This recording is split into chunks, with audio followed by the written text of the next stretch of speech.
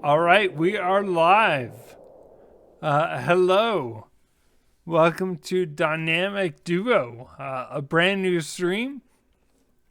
We got three of us here. I'm the DM. My name is Joel, and my buddies Tom and Rob are here. They are the Dynamic Duo. Oh man, can't wait to see how this works. So we're just going to jump right into our story here. We are going to be playing Icewind Dale, and we're starting with the very beginning. I'm going to give you a bit of a prologue. And you guys need to take notes. I think Rob might already be taking notes. I don't know. Then I can relax. After intercepting correspondence about a rumored treasure, your patron had sent your party of 8 up north to recover this prize, a magical orb of great potential or grave danger in the wrong hands. Of course, you were not the only ones seeking to find it. A powerful society of spellcasters based in Luskan, called the Arcane Brotherhood, also travels to Icewind Dale to find it and bring it home. The journey north of the spine of the world is long and tedious. Many weeks into the journey, the weather turns colder and more harsh than usual for this time of year. The party is caught in a furious blizzard, and after losing all sense of direction, you found a cave for refuge. You set up for the night, hoping to outlast the storm, but are exhausted and weak from the cold. During the night, with the watch caught unaware, a pair of enormous creatures covered in stark white fur returned to the cave and began slaughtering the party. With his dying breath, the cleric called out to his deity, asking for their souls to be spared.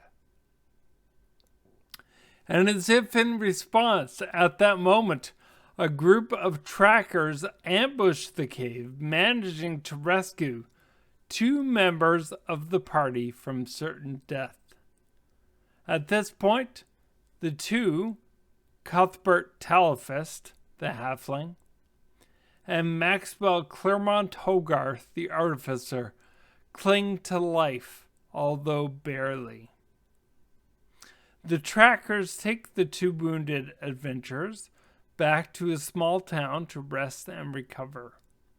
For several days, each experienced familiar inner voices and memories that sporadically came to the surface. The cleric's deity had indeed granted his request, preserving the other souls within the 2 survivors. And our story begins here, in the town of Bremen, one of the 10 towns of Icewind Dale. Cuthbert and Maxwell have been recovering at the Buried Treasures Inn. It has been a few days since they've been able to start walking around and eating, although your thoughts have still been cloudy and confused. All this time you've been under the care of the innkeeper, Cora Mulfoon. You wake up and open your eyes. You can hear the wind howling outside and the snapping of the firewood in the hearth of the inn. Instead of a muddle of voices, today you clearly only hear one. This is where, anyone watching, this is where the dynamic part of Dynamic Duo comes in. You see, Cuthbert and Maxwell, as you might have figured out from the intro there, they host 4 different characters. And so Rob and Tom are going to roll a d4 whenever we have a long rest, or other times it might come up. And that is when they will figure out which consciousness is at the surface for the day. They're still within the body of the halfling and the human, but they will have different alignments, different abilities, etc. And we'll see how that all plays out. So go ahead and roll a d4, and you get to find out who you are, and we can kind of figure that out through a little bit of role playing. Okay. Well, I sense 4 souls spiraling around in my stout halfling, Cuthbert the Bard, who is the halfling, Botto the Druid, Voidu the Monk, and Rentarian the Fighter. Those are the die 4, and I am rolling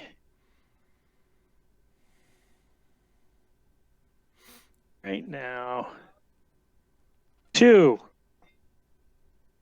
And I end up as Botto the Druid comes to the surface.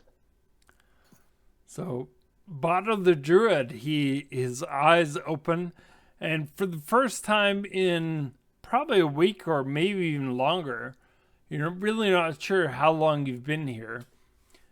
You get a sense that there's no longer competing voices in your head. You wake up and this one voice, this one set of memories, etc., is clear in your head for the day.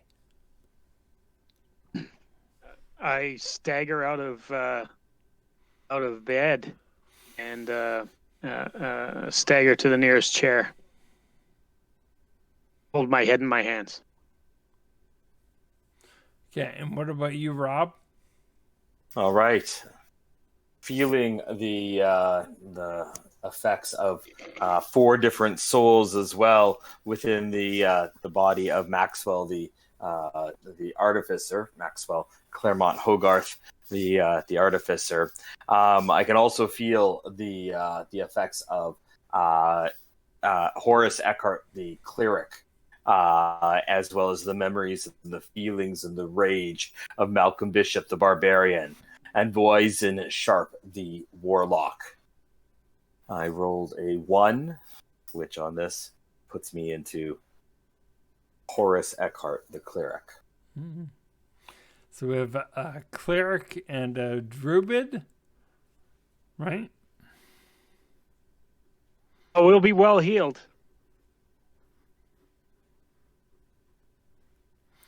Okay, so you are in a fairly small room,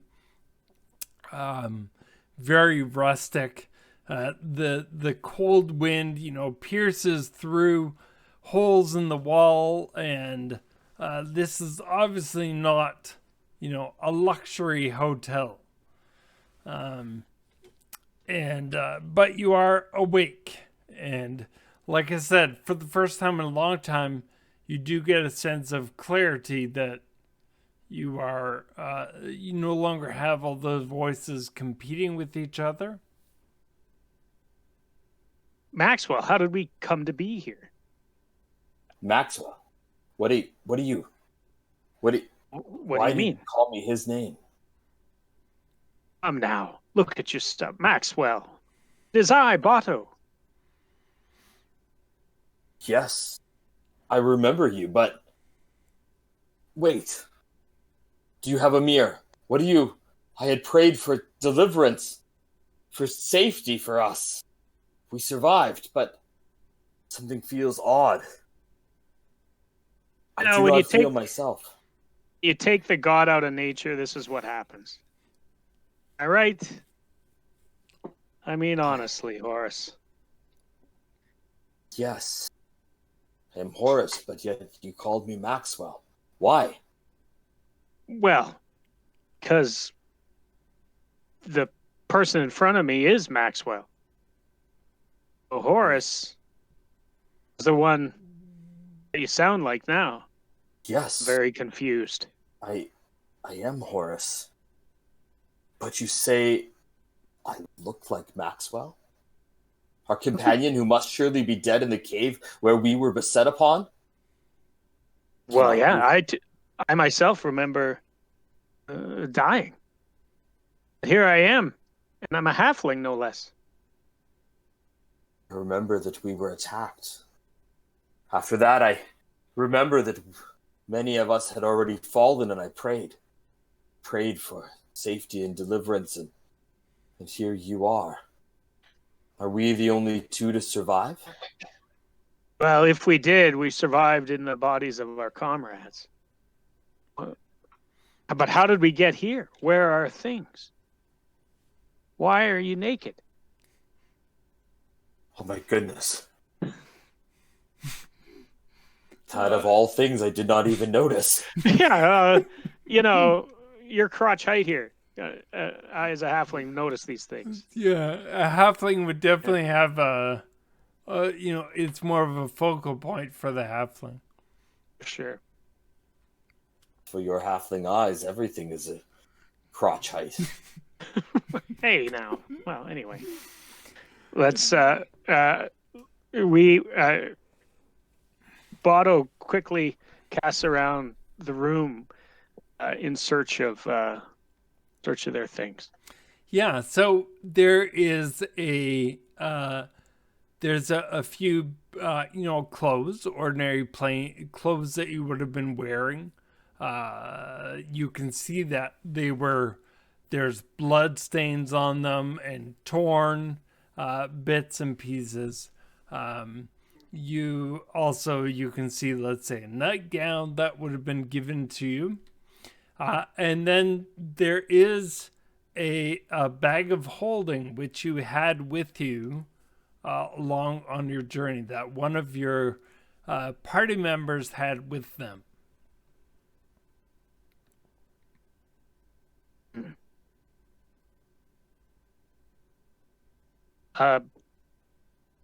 Botto reaches for the bag of holding and tries to pull out his gear specifically.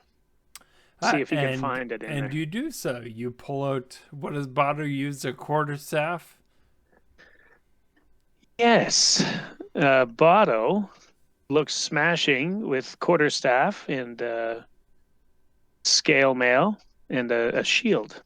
He uses his quarterstaff as a one-handed weapon. Okay, so a shield as well? Oh, like a wooden shield? Buckler, yeah. Yeah, okay, so Botto reaches in and pulls out the gear. It's almost as if, these things are swimming in this, space, and they like come to Botto's hand as he reaches into the bag. That they're called to him, and he's able to pull out his gear. I tell you, Horace, your god must still be at work. Every time I reach into this bag, I find something of mine. Takes his belongings and hands the bag to Horace. Hopefully, you'll find underwear first. Indeed, I feel that I should gather something. And I reach in and try to find my gear as well. Okay, so tell me what gear you find. His crossbow, emblem of his faith, and his mace, an old damaged set of scale mail, and places rusted from the sea, a shield, a few other small goods. And as you take out this equipment and you start to put it on, you can see evidence of the battle that you had lost in the cave. Giant scratch marks and blood stains that are, almost embedded into the scales of your armor, or into the grooves of your buckler, etc. that obviously evidence of the battle that you had lost.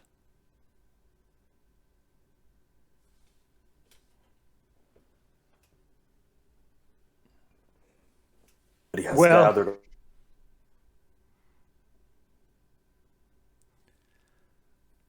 Robbie's frozen.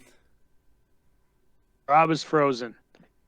I will say this, Horace. This is certainly a Good. mystery. I like mysteries. I don't recognize this place. But here we are. We're in the body. Someone of Cuthbert and Max.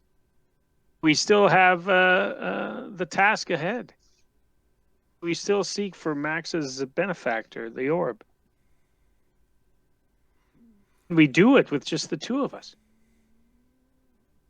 It might be a dynamic solo for a little bit here. I'm not sure. What's happening? No, Horace, you don't need to give me all your gold. Okay, I can't say no to you. Oh, there, he's back. Oh, I have come back. hi. I'm sorry. You had a I was Horace little had time Got my continuum clothing. It took an blitz extra there. time. yeah, you had a little moment of lack of clarity there. Sorry, friends. But you bring up a good point. Sorry, Botto, right? Botto. That you do you do check in your coin purse, and Horace does the same, and there is no coin. It looks like whoever saved us took payment in kind. So we have no money, you But, say? And I can't imagine this room is free, squalid although it is. But we better go downstairs and make amends.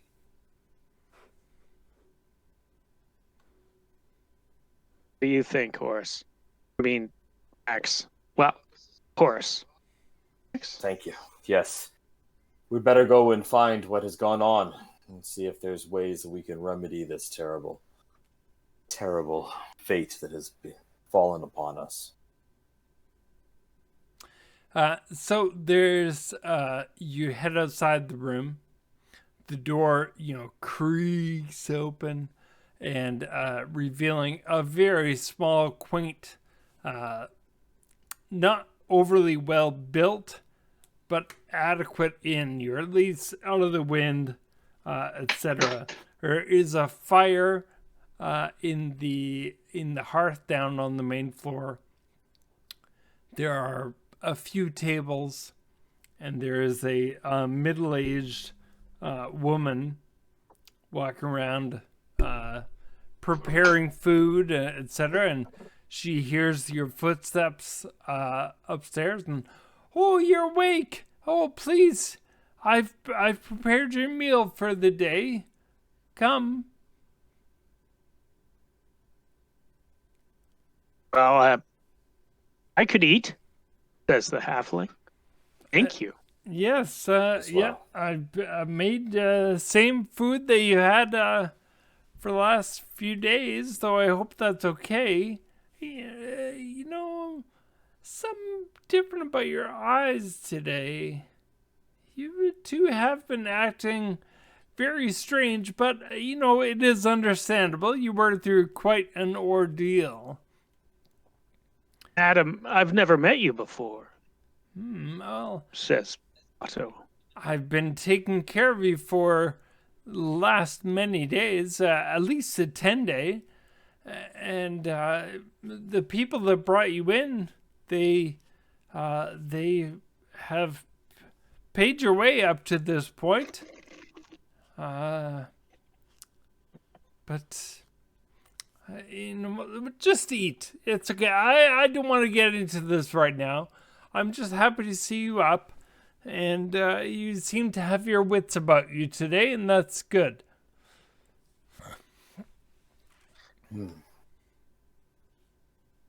Indeed. Thank you, lady. Yes, Cora, You can call me Cora. I'm pretty Thank you, sure Lady I've told Cora. you that before, but like I said, you have been very confused for the last many days. How many days did you say that we have been here? I think I'm starting to lose track, but I've been keeping track more by the money, I guess. And what they left me is almost run out.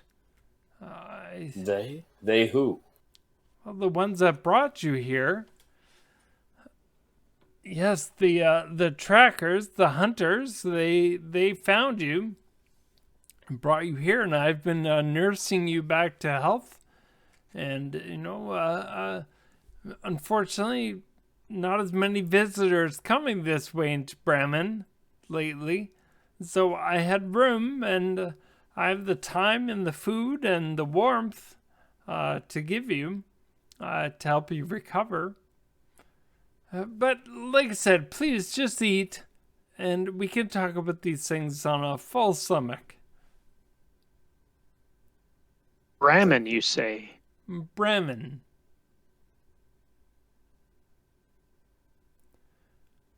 Yeah, Did we pass through here, or was this a potential destination of where we were going for the orb? The orb? What do you mean? What's that? I am confused, good lady. Thank you for the meal. We've gathered our things out of that room, and we appreciate your hospitality and kindness. You are more than welcome to stay. But just I'm having a hard time making ends meet. So the payment that was given, it's coming to I'm not sure I can really help out any longer. Perhaps there are ways to earn money around here in town. Perhaps. What are these ways? We wish to repay you for your great kindness. Well, I have already been paid, just so you know. They paid in advance for you to stay. It's just the last couple of days I've really had to stretch those coins. And Adam, we won't burden you further. You are welcome here anytime. Let me make that clear. Well, thank you. Indeed, thank you. Uh, Let us have our breakfast and decide what is our next step there, Bato.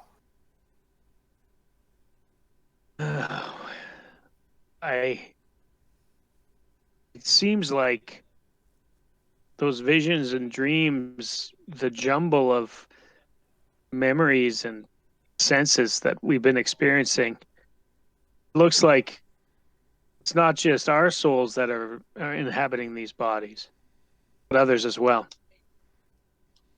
As the kind lady suggests. Are you implying that, in fact, we ourselves are dead and that you, Halfling, and me, as Maxwell, are the only two physical survivors? Is this something your god would do? Not that one can fathom the ways and designs of a deity. Halos's storms are unpredictable. I suppose that this could be like a bolt of lightning where you will know not where it flashes. Must be the way.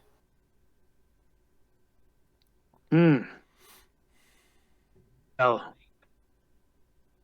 could our fellow adventurers have left some sort of note or message for us in our things? Or in the bag? Take a look in the bag and see if there's some sort of explanation. Perhaps, maybe this Bato is my first day looking around. Otto rummages into the bag Not really looking for anything, just wishing for an answer, some sort of explanation. And he pulls out a pair of socks. Yeah, not really nice socks. Like they're maybe even a bit, stinky and. These are Max's.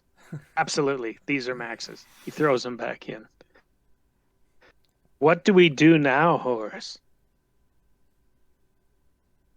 I don't even know where this town Bremen is. I've never been north of the Great Forest. I can't speak to this. Have I heard of Bremen before? Is this someplace that we were kind of in our plans aiming for?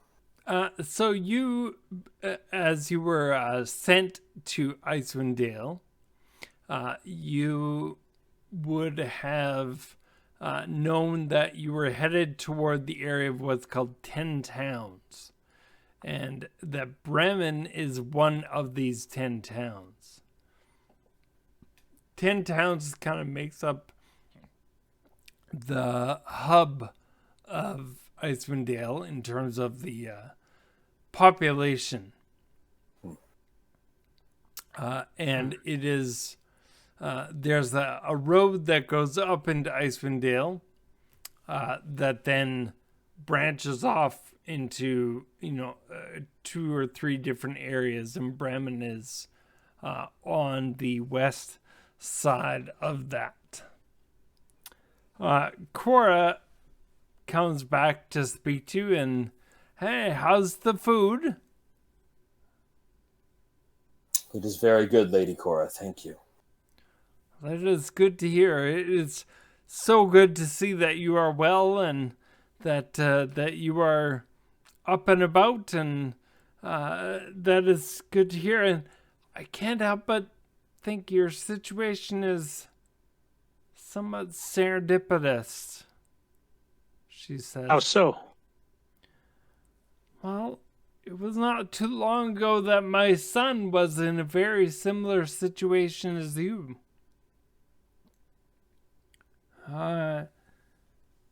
And he was part of a search party to find Speaker Shalescar after he went missing. They managed to bring the speaker back home safe and sound, but my son, Hawarwar, he was separated from the others, and he didn't come home until the following morning. He had frostbite, and he could barely walk. And things were different. Maybe not unlike you, but perhaps unlike you. For over the next few days, Hawarwar displayed a meanness that he was not typical of him.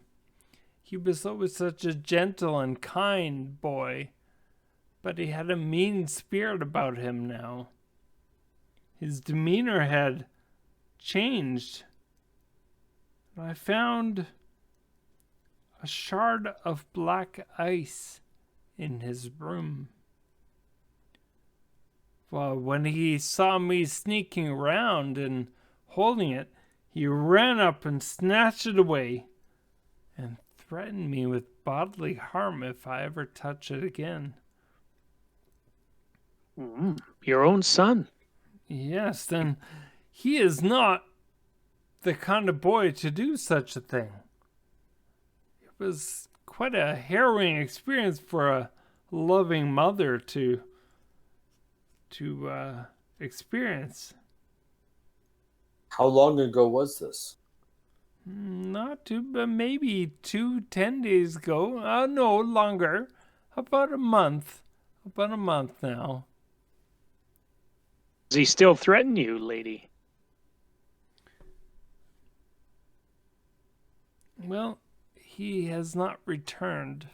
It was not too long after, the next day in fact, that two tieflings. We don't see them often around here, but they were around. 2 tieflings arrived, and they offered him sanctuary in their castle. And he left with them, willingly, by his own accord. And he took the shard with him, and he told me he would never return again. Oh. I'm sorry for your loss. The tieflings, they had amulets that looked like the shard that my son had in his possession. I miss him terribly, and I hope he's still alive, but it is dangerous out there, and perhaps sometime when you're more on your feet than you even are now, you could take a look for him. Where was this castle that they led him to? Yeah, I do recall that they mentioned a castle, and there really only are 2 near 10 towns. They're northeast of here by a day or 2. It's too long of a trek. There is a castle in Caer-Dineval, and that one's, I've heard that one's still in good shape, but there's a ruined one as well in Caer-Konig. Perhaps, I know it is a long shot, he has been gone a long time, and maybe it's just time for me to let him go, but he is my darling son. All I had was him and this inn, and if it were between the 2 of them, I'd rather have him. But I don't want to put you in danger. Maybe sometime when you're out that way, you might look for him.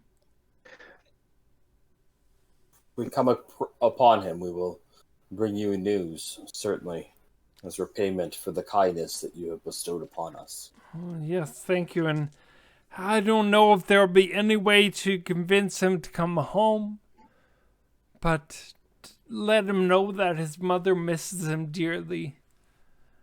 I'm afraid that something else has gotten to him. There are strange things happening here in the Dale.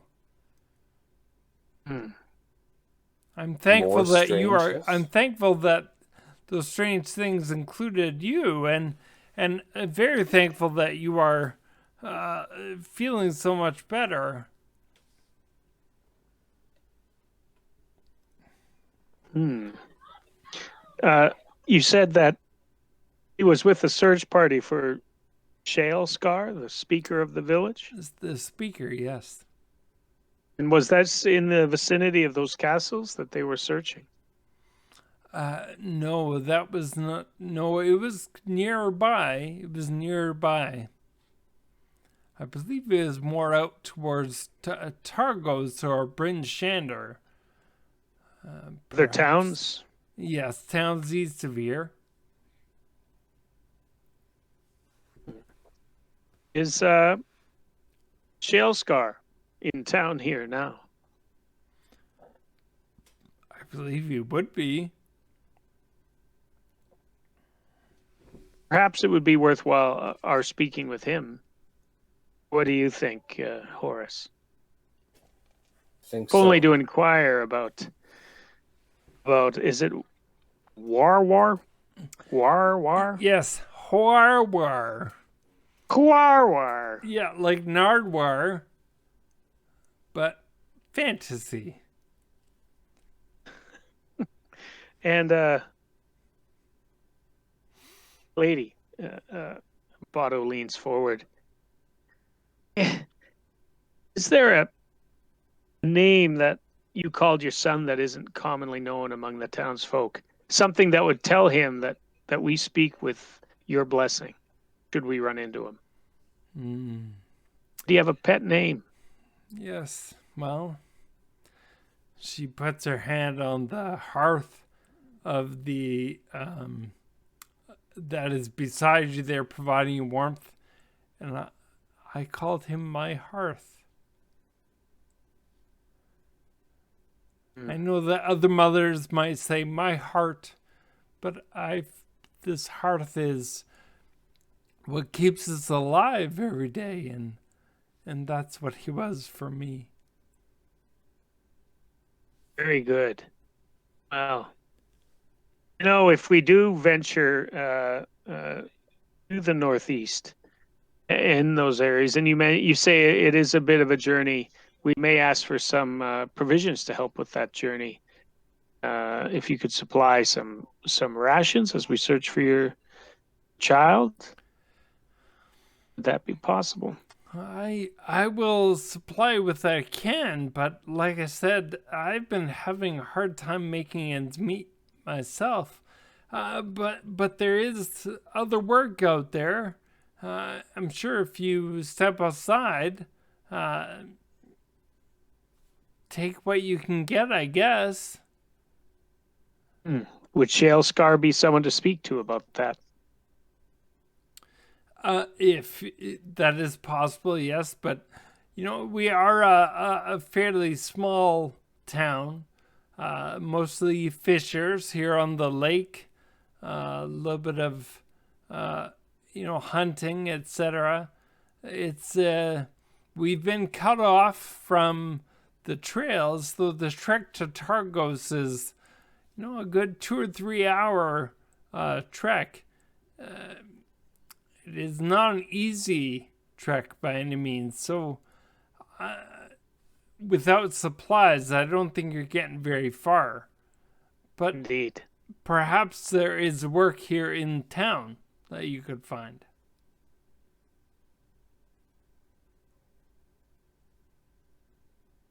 Go and look for this.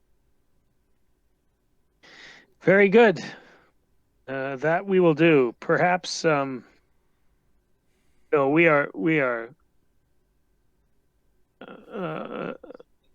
men of worship and healers, and we could be of service to this town, certainly. Perhaps if you could point us towards Shale Scar, that would be valuable. Well, the town hall is if you go to the town center, the inn here is right on the edge of town. And if you go to the center of town, you'll see the 5 Tavern Center. Yes, 5 taverns in a town this small is, I don't know what they were thinking when they did that. But the town hall is right behind, I believe it's right behind the tavern called the Grumpy Moose. That's the one. Very good. Let us be off, Horace. We need right to. Behind you. All right. I think we might need to find warmer clothes for this as well. Yeah, because right now you're just in your, what kind of armor does Botto have? Botto has scale mail as well. Okay. And then he has common clothes, kind of and a cloak over it, but that's about it. Yes, and of course the clothing, because you were in a halfling's body, a lot of it is somewhat ill-fitting as well. Yeah. Right? And so you might need to speak to a tailor or a... Well, actually, Botto was a halfling as well. Oh, there you go. That works out. Yeah. Okay. Yeah, but the other two are not. Right. Cora says, please, if it's the difference between you being out in the cold and no food and you being in here and me needing to stretch those coins a little more, do not hesitate to come back. We appreciate your kindness. Okay, you open the door And as you open the door, the wind catches it and it kind of slams open, giving, as the wooden door creaks and cracks on the hinges, etc. And you quickly turn around to close it to prevent the cold air from going into the buried treasures inn. You are standing on the shore of the lake. On the river shore. And to your north, you can see quite a large lake up there. You can see that the river and the lake are also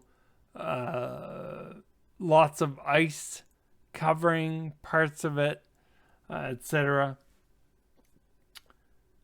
And you can see that there are docks north of you along the shore. There is a few people walking around, mostly just kind of covering in their hoods and doing what they can to stay warm. Yeah. It's mid-morning, I assume, or is it later in the day? Yeah, probably early morning. Ugh. I mean, it is one of those places that the wind and the snow is there's so much of it that blocks out the sun, and it's a little bit tough to even tell what time of day it is. Well, Otto starts trudging back into town towards the Five Inns, Okay. looking for the grumpy moose. Okay, so you head along the shore of the river a little bit, and then you can see to your northwest what looks to be kind of an opening to the town, into the center. But as you're turning there, you see the docks not that far ahead of you. The lake around the creaky docks is frozen, forcing fishers to pull their rowboats up onto the ice. Standing between a pair of boats is a stout humanoid in cold weather clothing.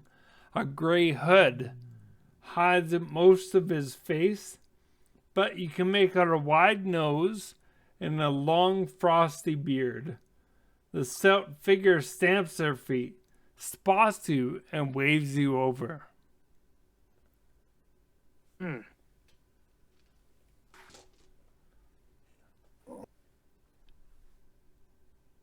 Well, I guess we'll go and talk to him.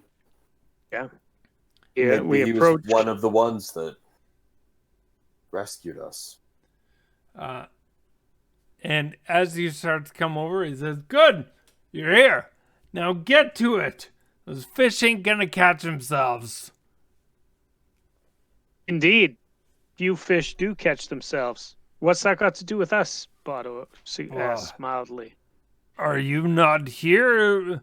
I had hired fishers for the day, and have you not come for the job?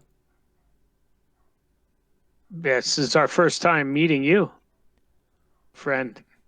We are obviously not dressed for this weather on that lake. No, you're not. You're going to want to get some more nice, the mage hand mug.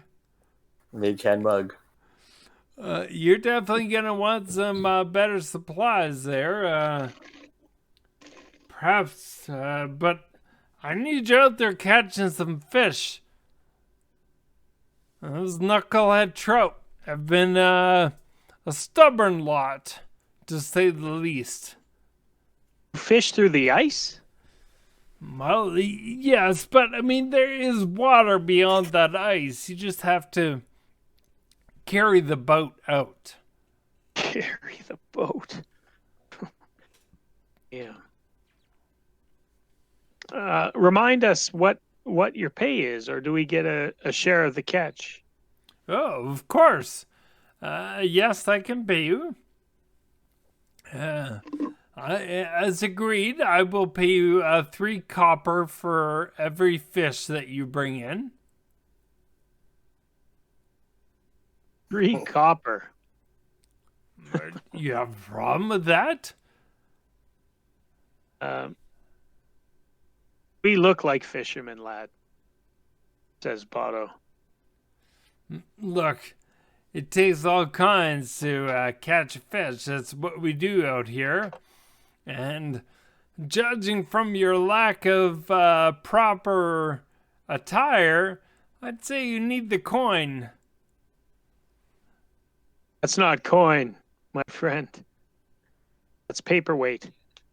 I think, Horace, we should keep moving.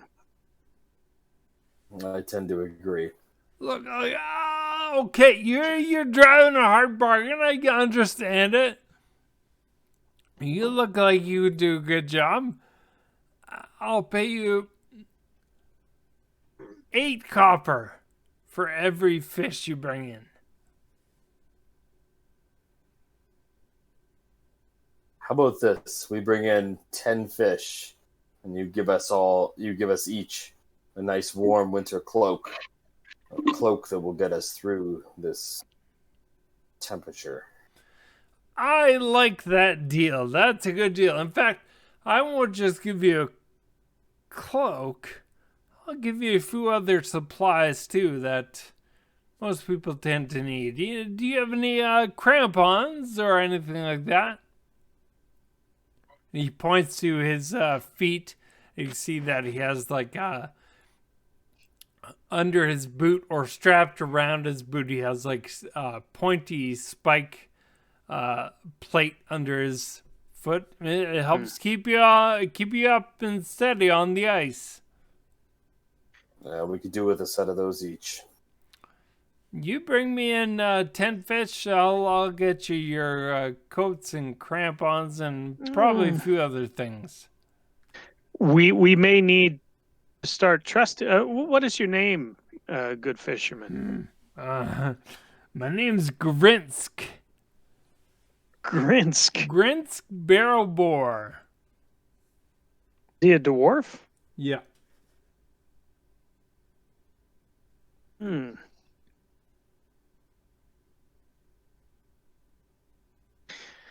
Pato says, we may need to start trusting each other, Grinsk. Can't fish without those supplies now. I'll leave you a shield and my staff as a guarantee that we return with your fish. Well, no need for that. I got other things I gotta do. Look, I'll admit, okay, I was a little drunk when I hired you, so I really have no idea if you were who I was talking to. But they didn't show up, and you did. And you need the money, and I need people to fish. So perhaps we do this for each other, and we could, help each other out afterwards.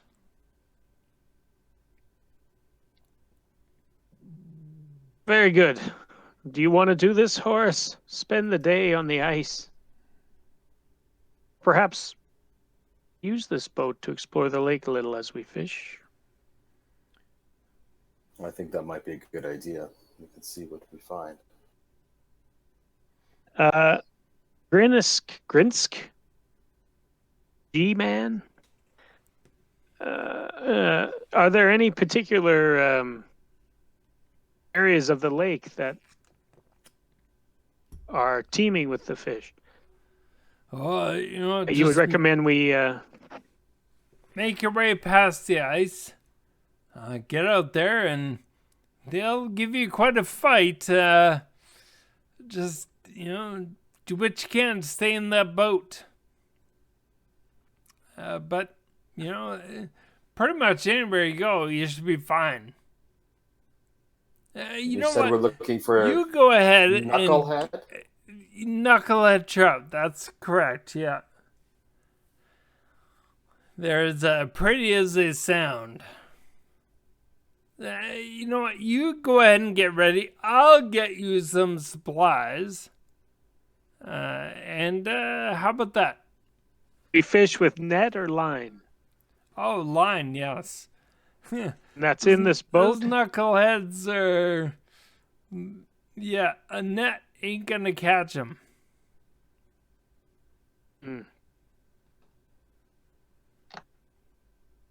Well, What do we have for bait? What do you want? I got some, I keep some scraps that don't tell Cora. But, I check through the dumpster every now and then and grab what I can, and the knucklehead, they'll go for almost anything.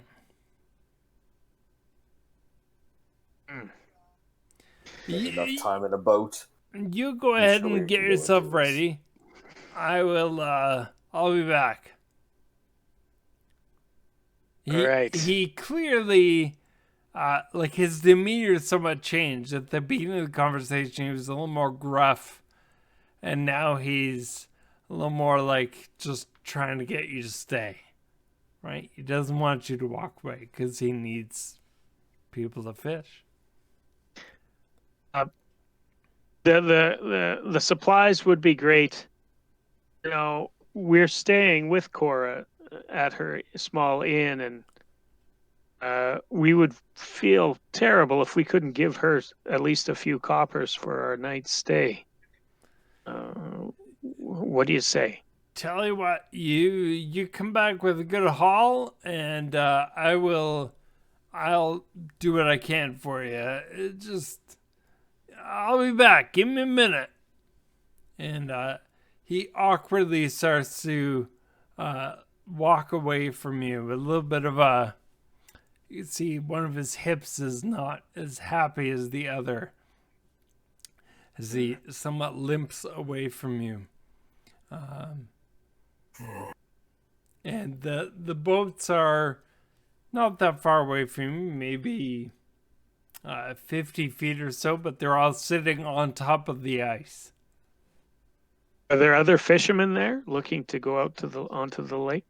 There aren't other fishermen, but there are a few people, people that live in the town, like I said, walking around with their hoods over their heads, making brisk journeys from one area of town to the other. What do you say, Horace? Well, I say that we're in it now for a penny and a pound. We've said that we would, so let's go. All right. Do we know which boat is his? A few minutes later, he returns, and sure enough, he's got a halfling-sized coat, and a coat that is adequate for Maxwell as well, or Horace in Maxwell's body. And he's got a few other things. Don't take these crampons onto the boat, it might just go through the bottom. They'll be here waiting for you on shore. As you approach, you see that there are a couple boats. One called the Burly Ram and the Pronged Goat.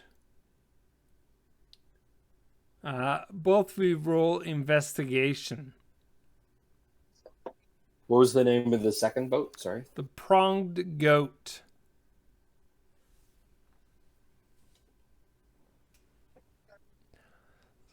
Roll for investigation. I have proficiency with water vehicles. Can I roll with a advantage? Definitely, yeah. I rolled a 6. It's like a boat. One boat's the same as another to me, says Botto. You know nothing. Sorry, I was so excited about that, but I missed what we were... Investigation, you said, right? Yeah.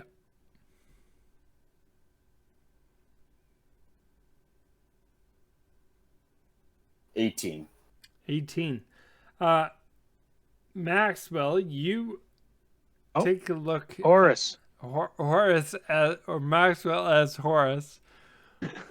You look at the boat, the Pronged Goat, and you noticed what looks to be a rather curious bite mark on the boat. Oi, Grinsk, what's that bite mark for? From?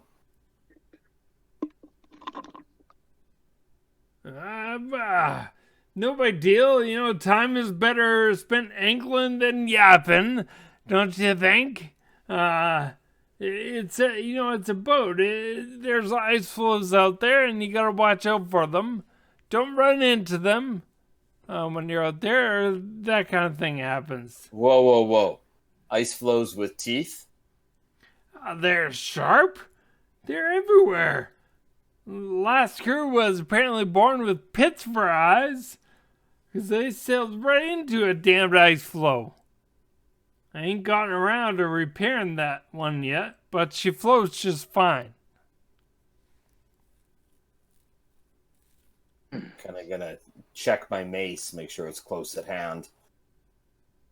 Grab my symbol of Talus and say, sounds like the ice has a little bit more in store for us than you're leading us to think. No, just ice flows. I mean, look out on the lake, and sure enough, you look on the lake and you do see that there is big chunks of ice floating around on it. Once you get past the ice that is closer to the shore. Go ahead and roll insight, though.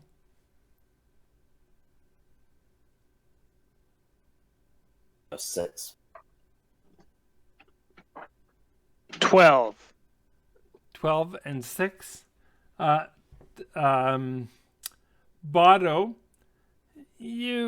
as you guys already have, you get a inkling that he might not be telling you the whole truth.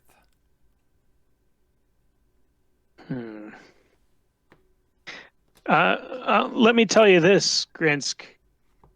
If we go out there and we encounter anything other than the knucklehead trout that you speak of, we'll have words. Of course, yeah, just look, time is wasting. The knucklehead, they bite better in the morning. And I don't know if you can tell from that sun, but morning ain't lasting very much longer. Will we meet you at the Grumpy Moose when our fishing is done? I'll be around. Yeah, I got a voice you can't miss. I don't disagree. Yeah, me too. All right. Come help us put this boat to the water, Grinsk, and then we'll be on our way. I ain't going out on the ice. Look, I'm paying you. We had an agreement. You take the boat out. Come see me after. Figures. Let's go. Grintz walks away, and you head down the dock, I assume. Yeah. So do we take the out of focus? It's gotta get to focus. You prefer the ram or the goat, Horace? Well, look like a dirty old goat kind of guy. Looking over the ships, or either the boats, are they both in fairly good repair? Well, one of them, the burly ram, does not have the large, wound. Is it just teeth marks, or is there actual chunk taken out of it? No, yeah, it's like a scrape. Okay. Yeah. Okay. I think either of the boats seem just as seaworthy as the other.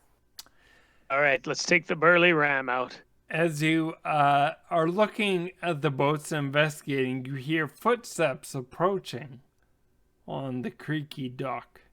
Another figure covered head to toe in cold weather clothing has joined you.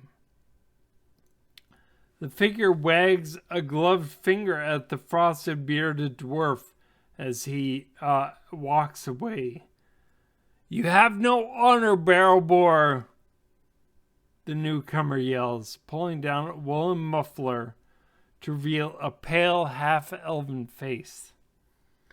You're sending these innocent people to their death. And for what? A few fish? Pay no mind to this rambling fool, says Grinsk. Did you tell them about the monster? Retorts the half-elf. Grinsk curses at the half-elf in Dwarvish. Which, would either of you understand Dwarvish? Omish. One of my characters does. Hang on. In Dwarvish? No, Elvish. Anyway, so you can tell that it's obviously cursing. They're short, consonant, focused words like curse words often are. And he stomps away and he yells, "Get to work!" The half-elf approaches you, but sheepishly. I'm getting the feeling that Grinsk doesn't like me very much, or anyone who steps between him and all the gold swimming in this lake. I'm Tally, she says. I'm studying the local animal life here in Icewind, and I just couldn't stay silent to watch another crew fall victim to the monster of Mare Dueldon. That's the name of this lake here, Mare Dueldon. I don't think I've seen you here before. Well, Allie, we appreciate you speaking up. We would have gone out there unawares. What manner of creature is in there to Weldon? Well, that's a good question. Descriptions of the monster have varied wildly. Some say it's the size of an ox, while others say it's closer to the size of a house. Some have said that the monster might be a whale or large fish, and others describe it as with a long neck and more lizard-like.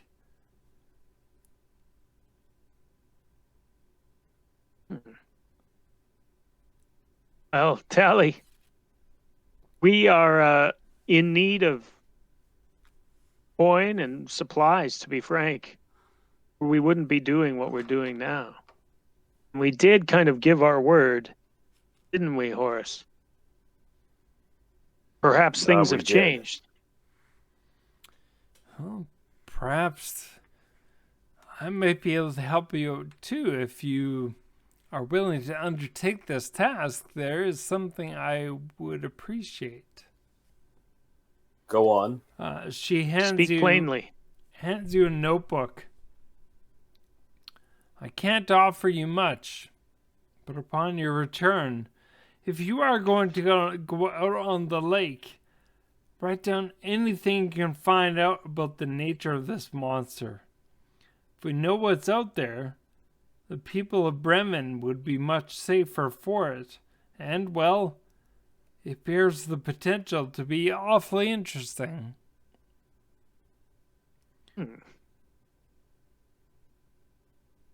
Allie, do you know if this creature ever ventures out of the lake to the town itself? Have you heard stories of that?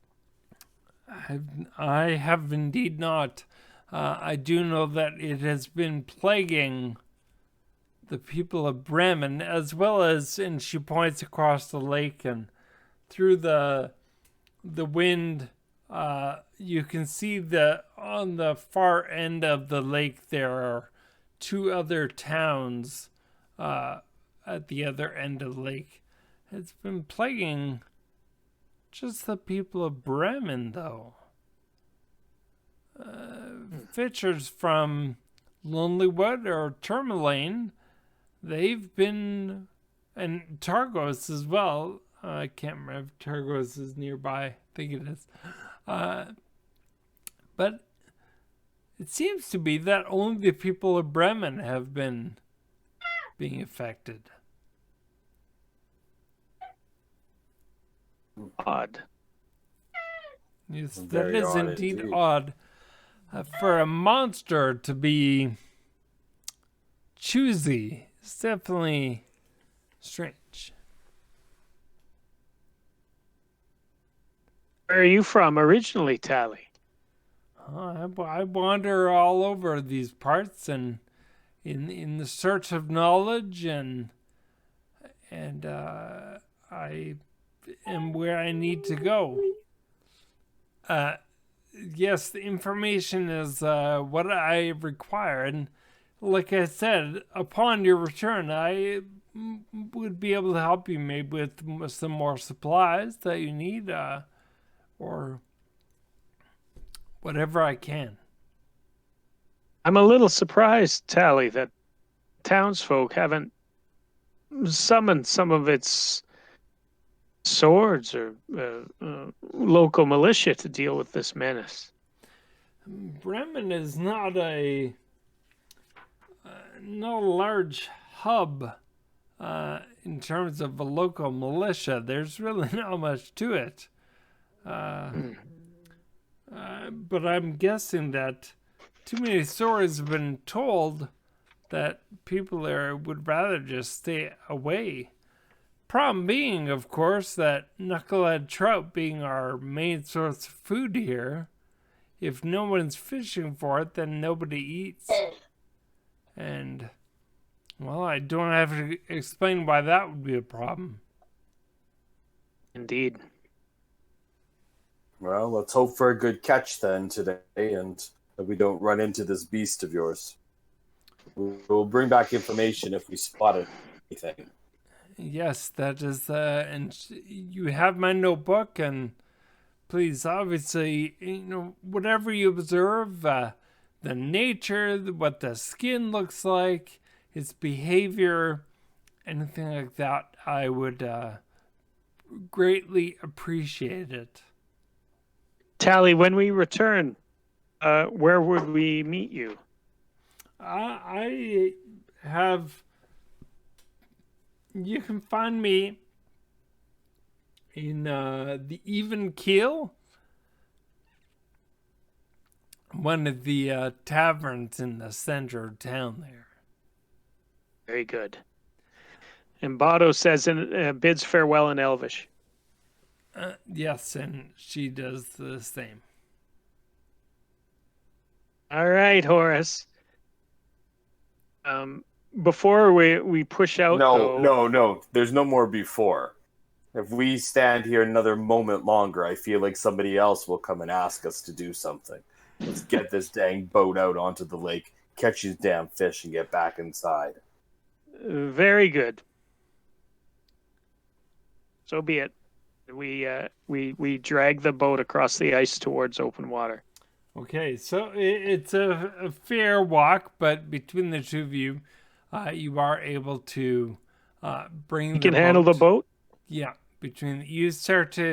you are able to drag it out there as well. You don't have to carry it voyageur style over your head or anything.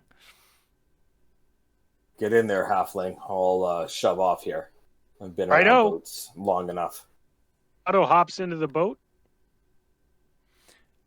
Okay, and then Horace jumps in as the boat kind of goes in. You can see the lake, as I said before, the lake does have several ice flows around you. And you start to paddle your way through. We're not going to quite go to that yet, okay? You're on the lake is still and quiet. And it seems like it's a fine time for fishing. But you do need to kind of get out a little bit past the ice flows. Which one of you is directing the boat? I think I'm paddling. I have proficiency Wow. with water vehicles. Otto immediately baits the hooks of the fishing lines and in hopes to start them shallowly in the water as soon as possible, so we Sure. control a little as we paddle. Okay. So, Horace, can you give me a wisdom check? But you get this at advantage because it has to do with the boats. Right? Check. Yeah.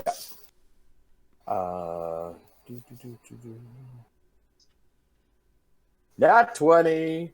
At Woo! 20. Yeah, that's right. You very easily steer your way around one of the ice flows. Bato, go ahead and roll to see a survival check.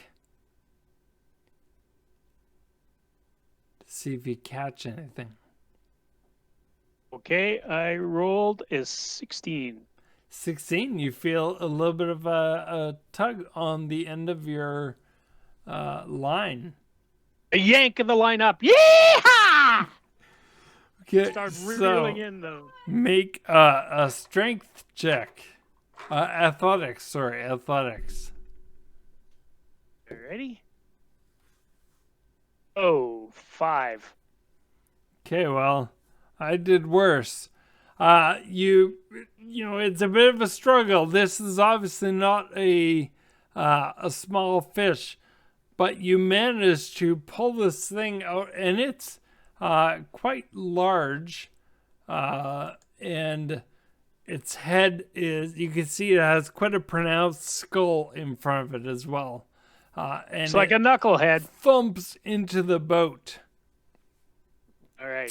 It starts to kind of flail around in the boat, and you know it's not small, so even the boat starts to rock a little bit from it.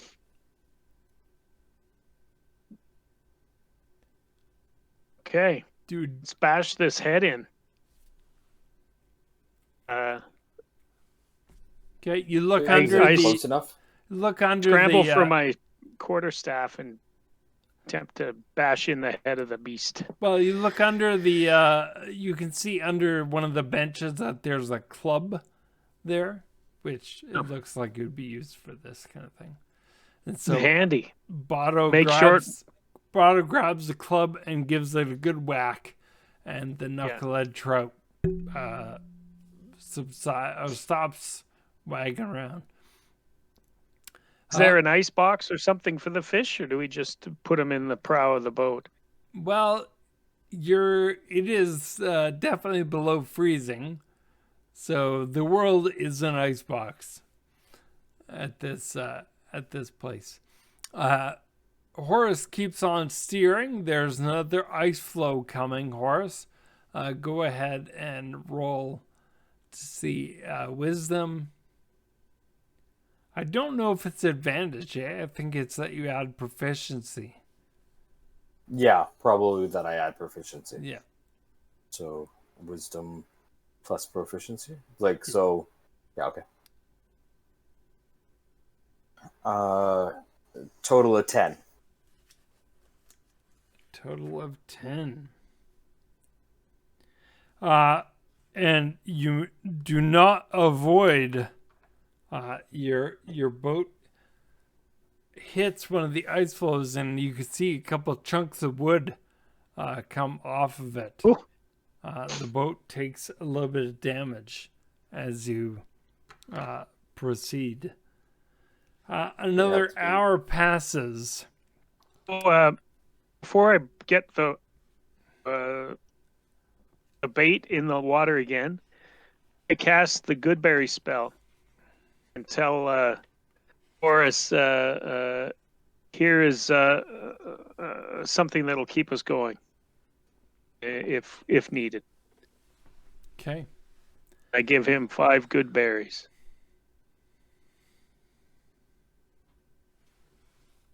All right. The lake is still very quiet and still. It's even though you seem to be past a lot of the ice now, both of you can fish if you like, or you can just keep it as one of you. I'll fish as well. Okay.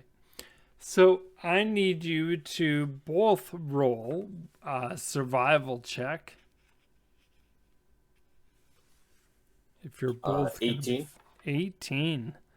And That one.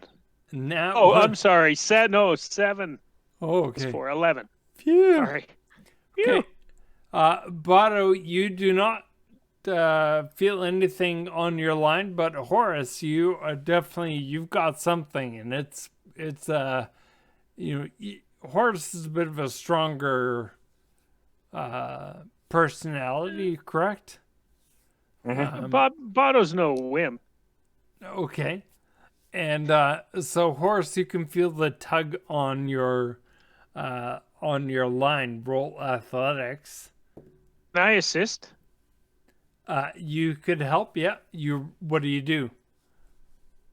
Well, I assist with hauling in the creature if possible. Right. So you run over and put your hands on the on the rod as well. Yeah. Okay. Okay. So with advantage, then, Horace. Okay. With advantage, athletics check 12. Oh, athletics! You are really fighting this thing. It does not want to come in, and you are pulled out of the boat. No. And you splash into the freezing cold water. You are, here, you know what we're going to do? We're going to switch to our map. You have just been pulled. You're just overboard like this kind of thing. Yeah. Oh. Do you see the map there? Hang on. Yep. On Owlbear Rodeo. This episode brought to you by Owlbear Rodeo. Yeah. By the question mark there? Instead of yeehaw, it should be like a woo. Uh-oh. Yes, Maxwell is in the water. All right. Well, Botto is still holding the fishing rod, or did that go over as well? It would have, it's kind of slipped out of Botto's hands, and it's gone into the water with Horace. Horace, you are very cold. What is your Constitution modifier? +1. +1. You do not think that you would last very long. All right, I'm going to pass the rod to Botto, and I'm going to climb back into the boat as quick as I can. Okay. Botto, this whatever is on the other end of the line is still pulling. All right. So you need to roll athletics. I'm a little torn between helping my friend or getting the fish, but I'll be fine. Pull All right. the fish in.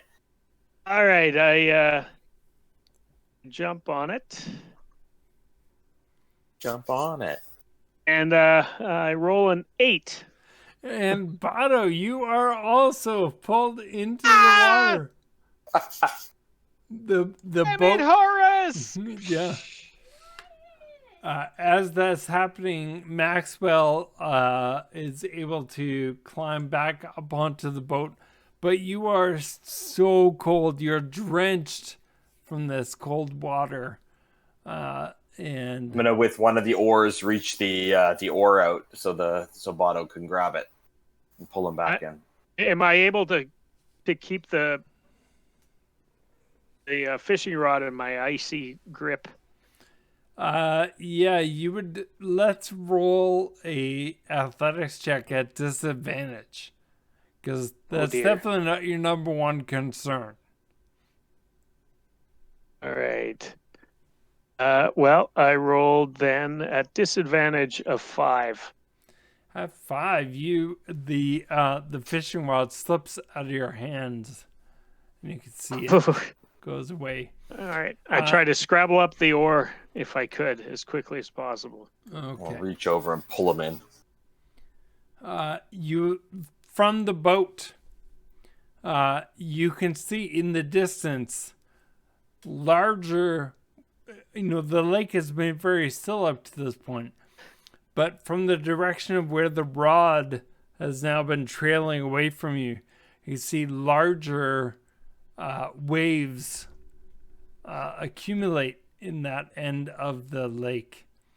And then you see the rod, instead of floating on the surface, trailing away from the rod, just kind of disappears. Horace, we're going to need a bigger boat.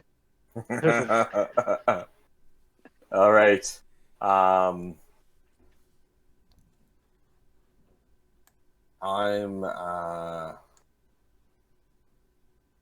Do we see anything yet?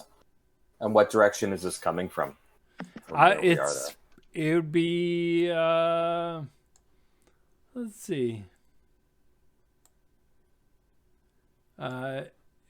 It's kind of in this area down here. And which way was the town? Which way It's have we been coming east from? of you. Oh no, sorry.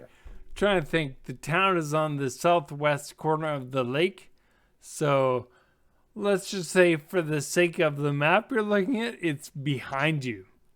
There we go. Okay. We'll keep it relative. And something's coming from the south. Yeah. We're obviously very frozen. Go ahead, Tom.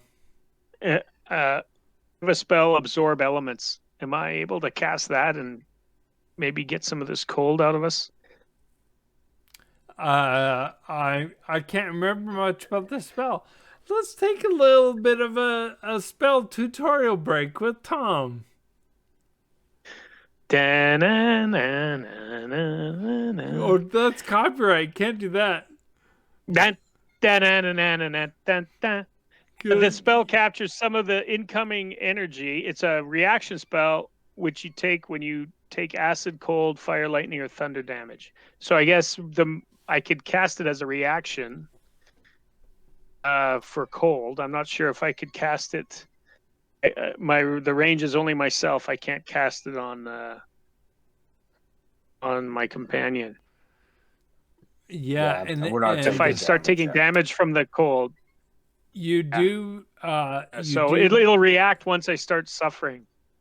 You do surmise as well that your clothing and everything is just drenched with this cold water. That even if you're able to deal with the momentary coldness, there's definitely a lingering coldness that's going to be an issue. You are about 2 hours. Well, you've been on the lake for about 2 hours. It's a good, half hour, 45 minutes back to the ice shore.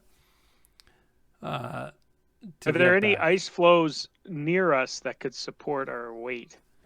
Yeah, just south of you. Or ahead of you. Horace, if we get to an ice flow, I'll be able to create some fire and we can warm up and dry out these clothes. I don't think we can afford to get back in our current state. I could create some wind behind us, and try to push us back to shore. Oh, well, shore would be preferable to an ice flow, particularly with that thing in the water coming towards us. And indeed, as you say that, you see ripples of the waves around you on the other side of you now. Like to the north of us? Yeah. Remember, we're keeping the directions relative. Sure, yes. North of you. To this map. That way. Yeah. I mean, We're probably spinning in our boat a little bit too. Yeah. What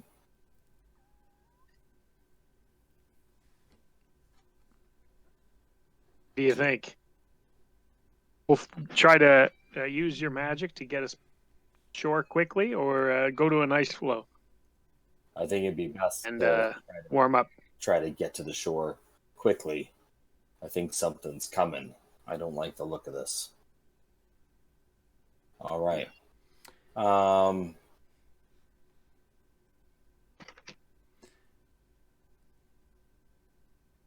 As you are trying to figure things out of the water leaps a knucklehead trout. Club it. And it swings its tail at Horace, but it misses. Right now it's up in the air. It's like, think slow motion.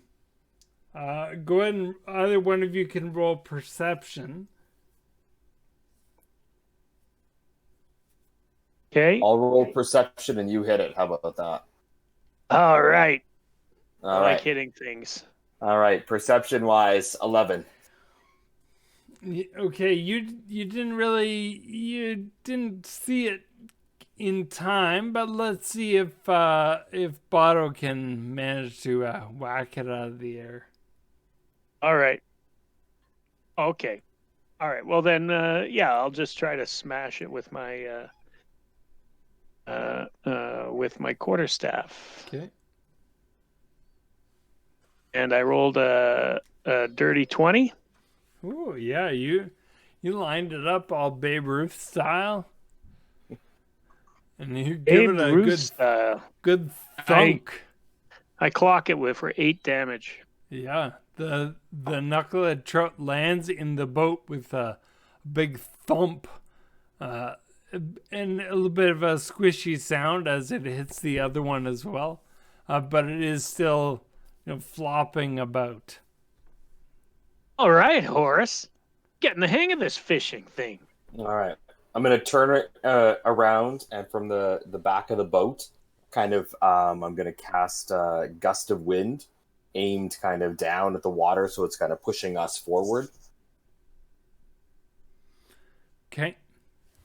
And so the boat kind of turns around.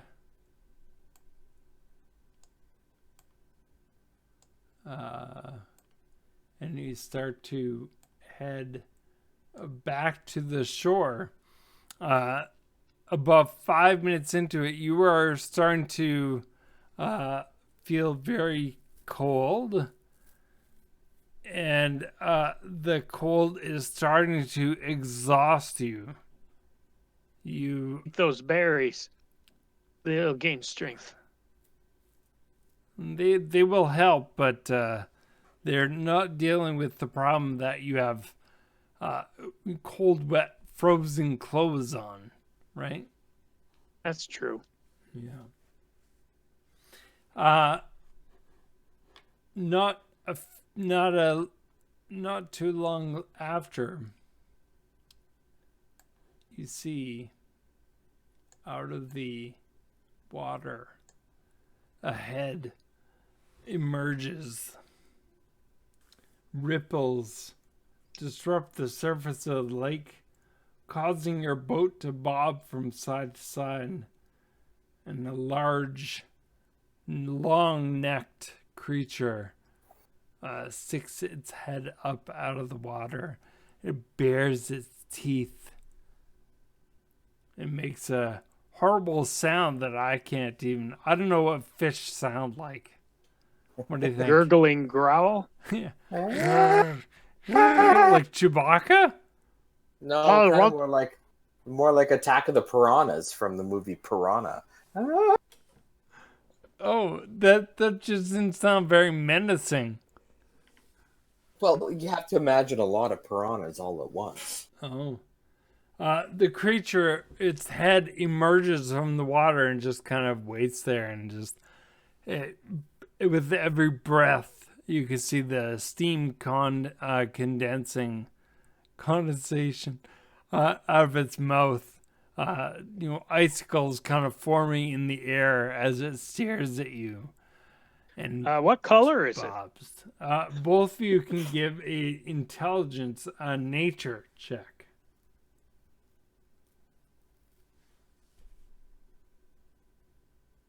17. Oh. Okay, you both recognize this as a plesiosaurus.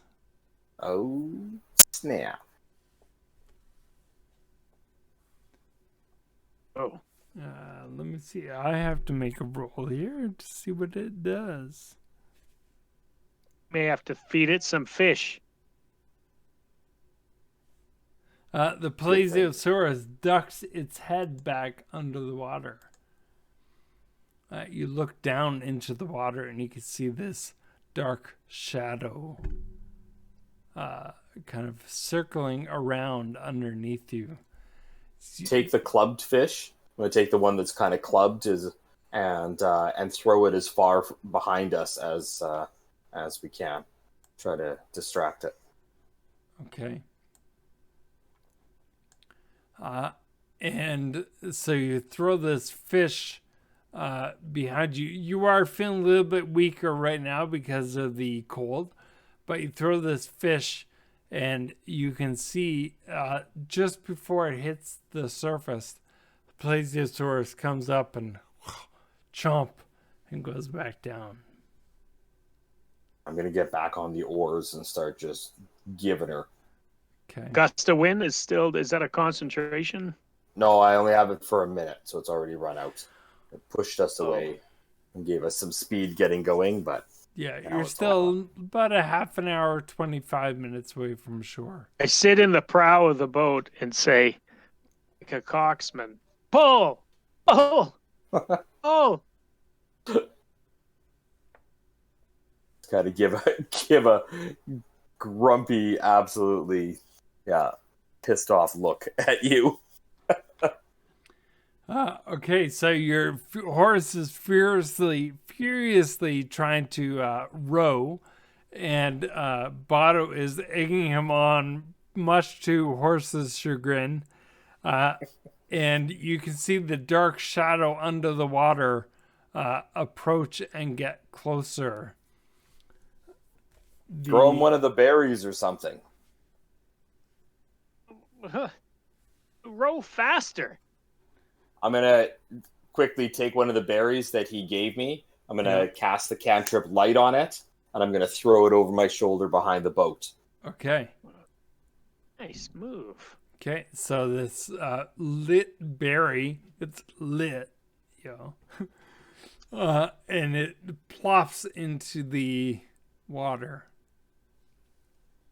I like that. Very shortly, like that. There you go.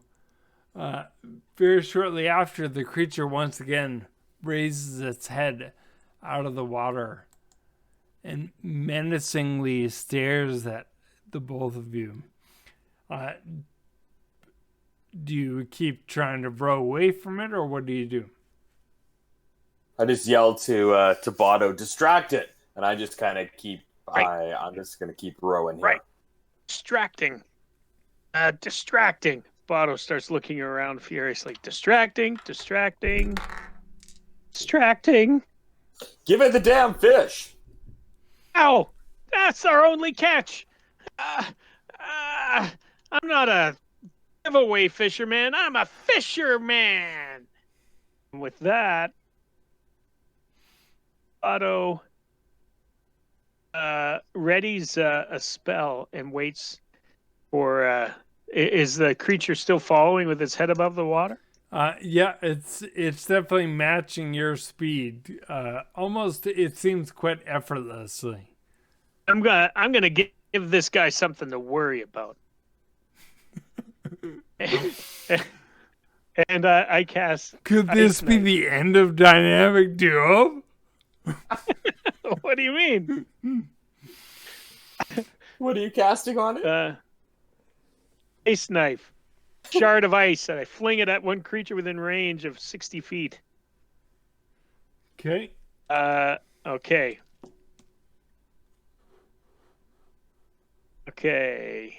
So I don't know if it'll really be affected by the potential cold damage. 13. 13. Yeah, I'm just double checking. You hit it. Oh. Splendid. So what kind of damage did you do?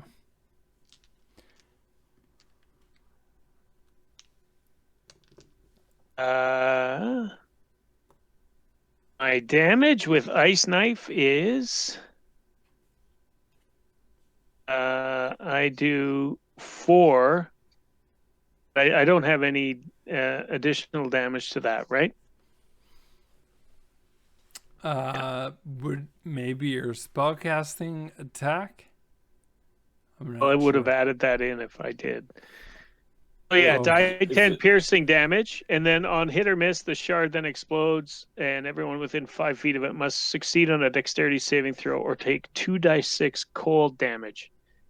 I'm not sure if this creature has an immunity to cold, but okay.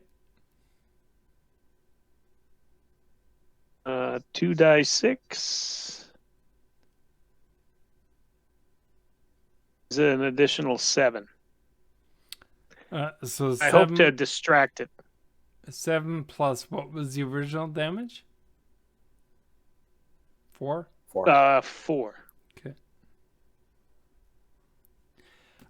Yeah, and so as these shards, are flung at this creature, it obviously reels its head back, and then dives back under the water.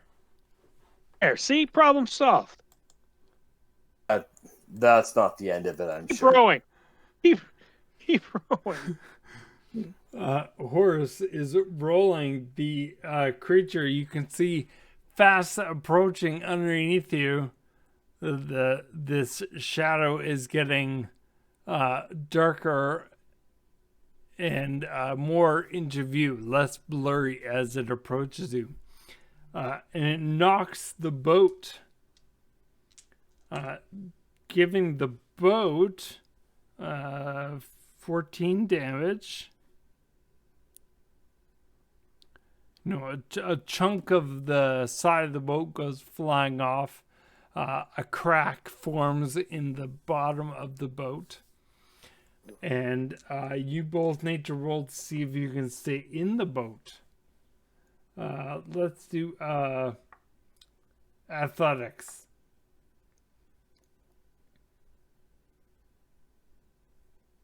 Uh, 14. dirty 20. Okay, you both managed to hang on. But yeah, this creature is obviously, it might be a little angrier now than it was. It wouldn't be scared away. Before maybe some sharp shards were thrown at it. Just maybe. I thought I'd be able to scare it away. Can Make you us turn less- yourself into? Can you turn yourself into some sort of animal that could lead it away and swim faster than it? Coincidentally, but then that would involve me being in that water. But as the animal, you wouldn't feel it. I suppose. Now, as a druid, my shape changing ability. My wild shape, I can assume the shape of any beast, or is it the one that I typically, which is a wolf? No, you do have some choices. It's limited by the challenge rating. Well, I take a look at this knuckle-headed trout down in the boat, and I fix it firmly in my mind, and I cast that spell to turn into that fish and jump into the water. Then I say, you better get me back in that boat again, Horace. And I just throw him back into the water. Meet me at the town and chuck him over. So I do wild shape as a knucklehead, Okay, so to so speak. you are a knucklehead trout. I don't have a knucklehead icon. So you're. I think you could just use Rob's face. It's fine. So, I'm in the water beside the boat, and I'm trying to I swim slightly towards the creature and then trying to entice it away from its pursuit or its attack on the boat. Okay. Look sexy. I try to look sexy. The creature appears in front of the boat again. And this time it circles around. You are down here there, Botto, as a knucklehead trout. All right. So where do you go? So are we heading west on that? Yeah, we're saying we're heading because it's backwards. this way, which is actually south. There. Okay, because the boat's turned around. Yeah, so we're going. I turned around the boat. Trying to get some semblance of realism here. Okay. So I swim parallel to the creature and try to distract it away.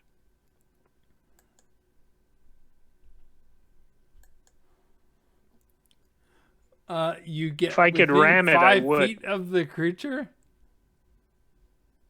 No. No. Well, you know what? Is it? Am I broadside to it? I'd be able to strike it in its belly or chest or its rear, its hindquarters. You could try and attack it. Yeah. Is it kind of in the shape of a long necked, long-tailed, webbed-footed creature? Like a large belly? Plesiosaurus has a long neck. Then, kind of almost an oval-shaped body with longer fin-type appendages. Okay, so it only has its fang, really, that I need to worry about. So I try to strike the hindquarters of the creature. If it's a large beast, I try to ram it and distract it.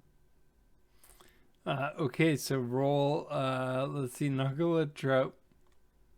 I'm just trying to find a stat block for it. 1 sec.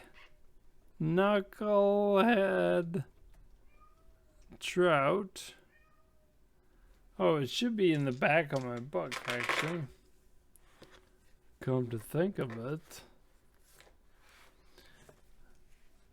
I was just saying to Rob as we were starting this tonight that I kind of regret not having this book on D&D Beyond. So if anyone from D&D Beyond is listening, then we could really use the Just looked up knucklehead trout. It weighs a pound. Oh, it doesn't sound like a massive half but boat. They're strong. These are, I guess these trout are big. There we go. Knucklehead trout. Okay, you get 2 attacks. You have bite, or you can hit with your tail. All right, I don't try to bite it because I want to be able to swim away, but I spin my tail to strike it for then look to disengage if that is possible. It won't be possible to do both. All right. So go ahead and roll to attack. All right. I have any bonuses to attack as a fish? Yeah, you do have a +4 to hit. I'm talking about. Dirty 20. Wow, okay. You do 1d4 damage. That is a violent fish. +2. +2? Okay, 3 damage. Okay. Schwack. Yeah, you kind of whomp along the side of the plesiosaurus. We haven't really rolled initiative because I didn't think this was gonna happen. But let's see. So I'll give Horace a turn. Horace, you can see kind of the splashing going on in the water in front of you. You should be very concerned for your friend. Yeah. Sacrifice his trout life for you. All right. I'm going to. Oh, this is going to turn bloody right away. I don't think it's going to work out too good, but. Seeing. Or you should go. Or you should try to just get out of here, because I think I can disengage and get away. As a little fish. All right, this is what I'm gonna do. Remember, the knucklehead trout was not the monster of the lake. Obviously, I'm going to cast spiritual weapon. And I'm going to cast it over the water. Expecting that this creature is going to pop up, seeing as it's been attacked and now attacked by a knucklehead, and so I'm gonna kind of right above the water, and it takes the form of a trident, and I'm going to stab it into the water. Okay. So you are attacking with it, so go ahead and roll an attack. 11. It misses. Yeah. Pull it up out of the water, ready to do something again. And sorry, casting time is a bonus action. And I'm going to keep rowing with my action then. Okay, the creature goes. The creature kind of, its whole body turns around and its head starts coming right for Botto, now in the form of a knuckle-headed trout. And the creature goes to bite Botto. Botto, you have an AC of 12 as a knuckle-headed trout. No. Really? Yeah. Not fast. And this creature, this plesiosaurus, opens its mouth, and in that moment, Botto, as the knuckleheaded trout, you are sucked into the maw of this creature, and it clamps down its mouth around you. Botto, you are inside the creature. All right. Now it's time to turn into a wolf. Chew this thing from the inside out, man. But I haven't rolled my damage yet. Uh-oh. So Knucklehead Trout has 7 hit points. Okay.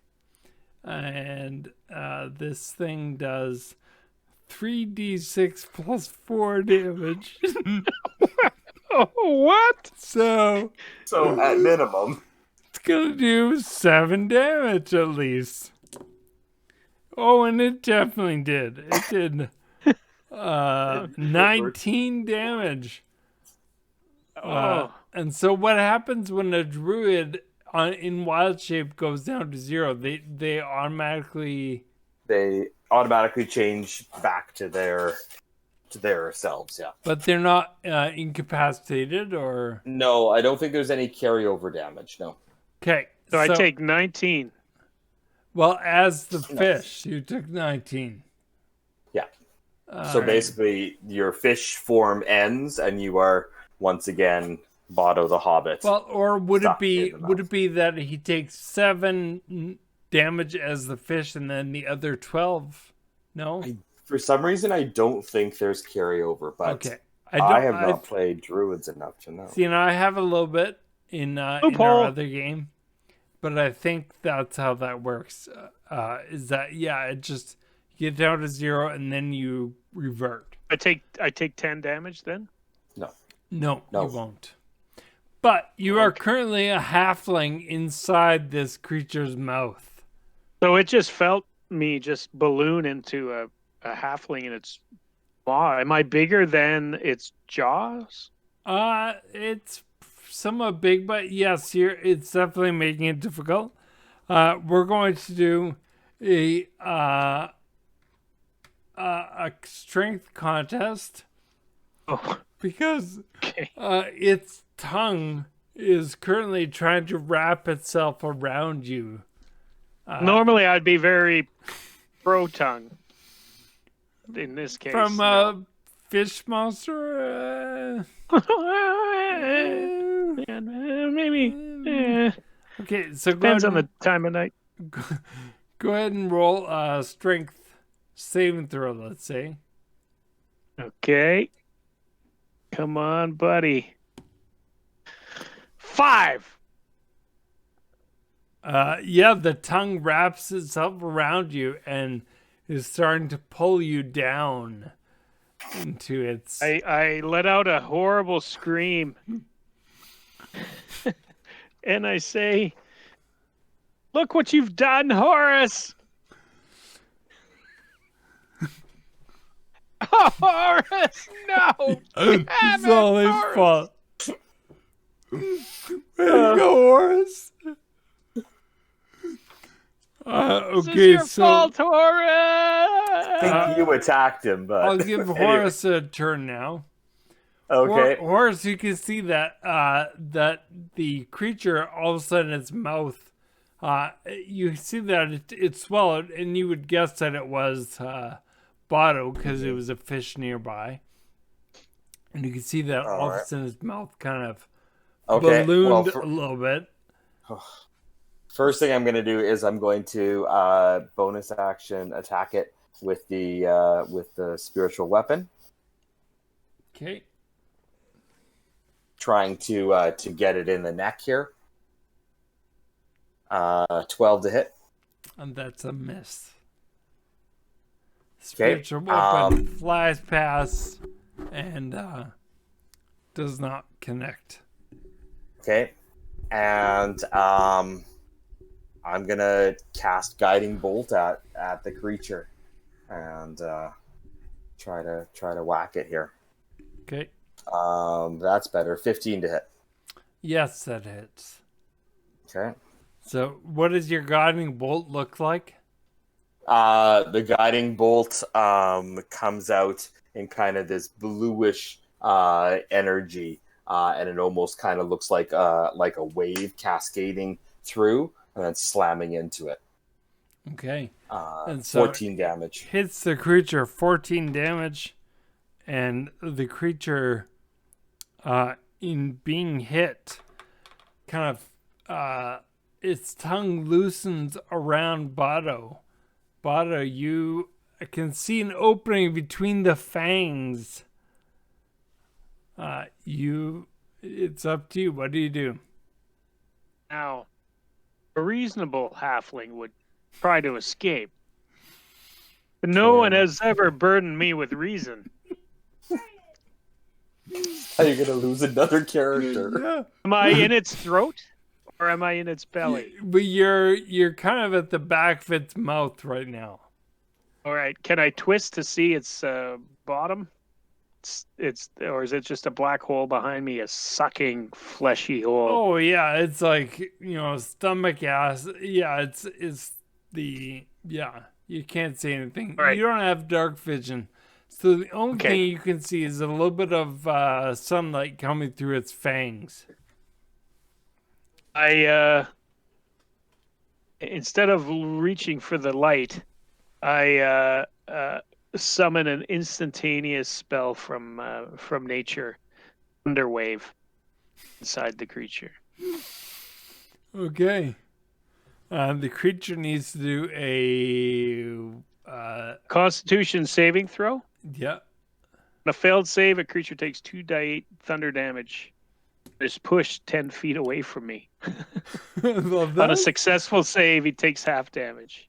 Okay, so he did not succeed. He only got a 6. Bear in mind, I'm casting this as a 2nd level spell. Right. So you get 3d8 then, I think? Yeah. Oh. 13 damage.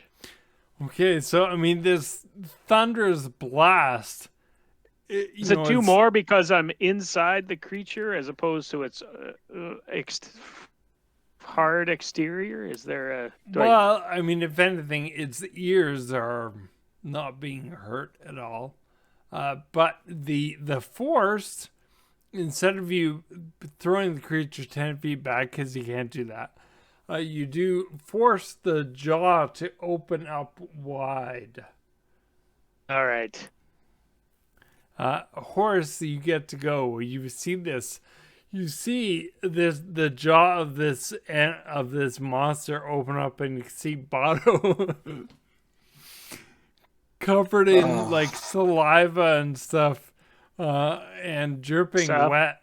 It's actually kind of warm in there, so there are benefits. But you can see him inside this jaw as this thunderous boom erupts from the head of the monster. I'll yell at Botto. Botto, you fool, get out! And then I'll attack with the spiritual weapon again. Okay. Because I still have that going. So that's there it is. 18 to hit. Yep, that hits. And a 10 damage. Okay. And that was my bonus action. And I think I'm gonna guiding bolt him. How many slots I got? I got 3 slots left of that level. Oh man, yeah, I'm gonna have to. I don't have any utility spells. Oh man, get out of there. All right, come on, big roll. 15 to hit. Yes, that's good too. The wave once again comes kind of crashing down and slams in to the side of the creature, hopefully onto the side, so almost like he spits out Botto, or Botto can get out or something like that. 11 damage. I will roll to see how the creature reacts. 11. I would love to be projectile vomited back out of the creature if possible. Into the boat. Constitution roll. It was unable to maintain its constitution, so it kind of flails its head and throws Botto. I'm gonna say, let's see, Spitting into the ocean. I'm gonna roll a d6, and that's going to determine which of these 6 squares you're going to land on. Actually, I'll do one. Okay. You might land I'm on in the boat. 3. I'm on 3. 4. You need a 4. A 2. The creature spits out Botto over here, and it dives back into the water. So it's Is it fleeing? disengaging. Is that its action? Yeah. Well, All right. like I said, it went down into the water. All right. I'm going to keep spiritual weapon up. Okay. 3rd round. And I'm going to grab the oars and try to steer the boat closer to Botto so he can get in. Okay. I swim as fast as my little halfling arms and legs can pump. Yeah, it's like a doggy paddle with like a poodle. Okay, so you get within 5 feet of the boat. All right, I try to grab the oar that he's rowing with and pull myself into the boat if possible. Yeah, you managed to get yourself onto the boat.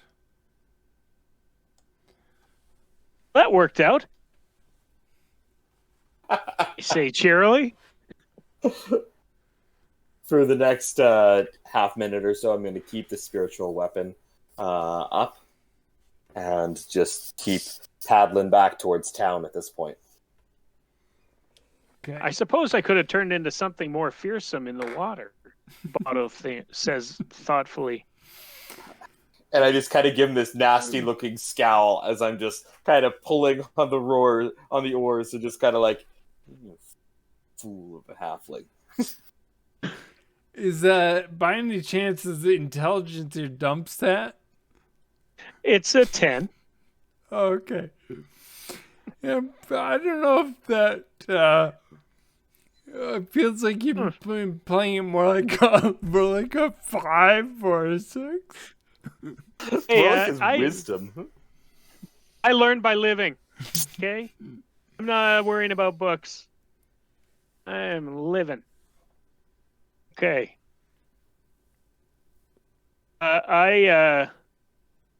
So I'm not damaged at all through that hole being swallowed whole. Well, It's a fish. And that's the power of a druid. Because you did take feel 19 damage. And I did actually reread the thing, and it is carryover damage. So sorry I had that wrong. Not playing druids. It's the second bullet.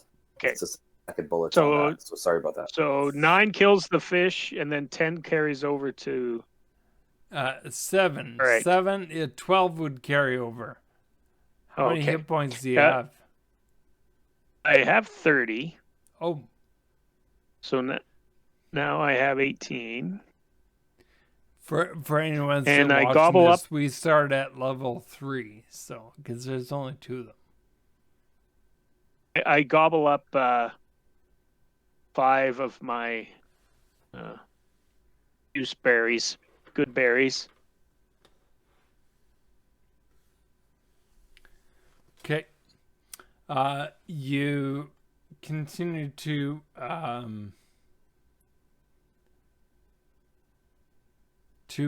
row towards shore. You can see the shore there. Do you want to continue fishing on the way, or are you just trying to get back to shore? I think I've had my fill of fishing for today. But I keep my eyes peeled for any motion on the water. Right. Any movement on the water. Yeah, you're not seeing anything. The water, once again, seems quite calm. To keep him warm, I'll pass him Tally's journal, and I'll say, sketch away. Yeah, that'll warm up your hands. I draw a sketch of the creature, right? Can you do one here and hold it up to the camera? Sure. Let's see. Let's see what Botto's sketch looks like. Hopefully it's appropriate. It is a fish monster. Oh, wow. That is a scary looking creature. Yeah, but it's like this. That's right. Very nice. Okay. You do end up making it back to the shore. Back in Bremen. All right. Well, we did catch one knucklehead. Trout.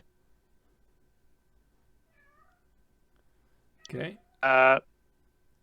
We make our way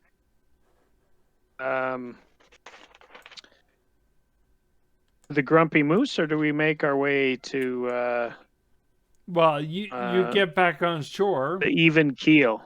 You get back on shore. Let's start there. Okay.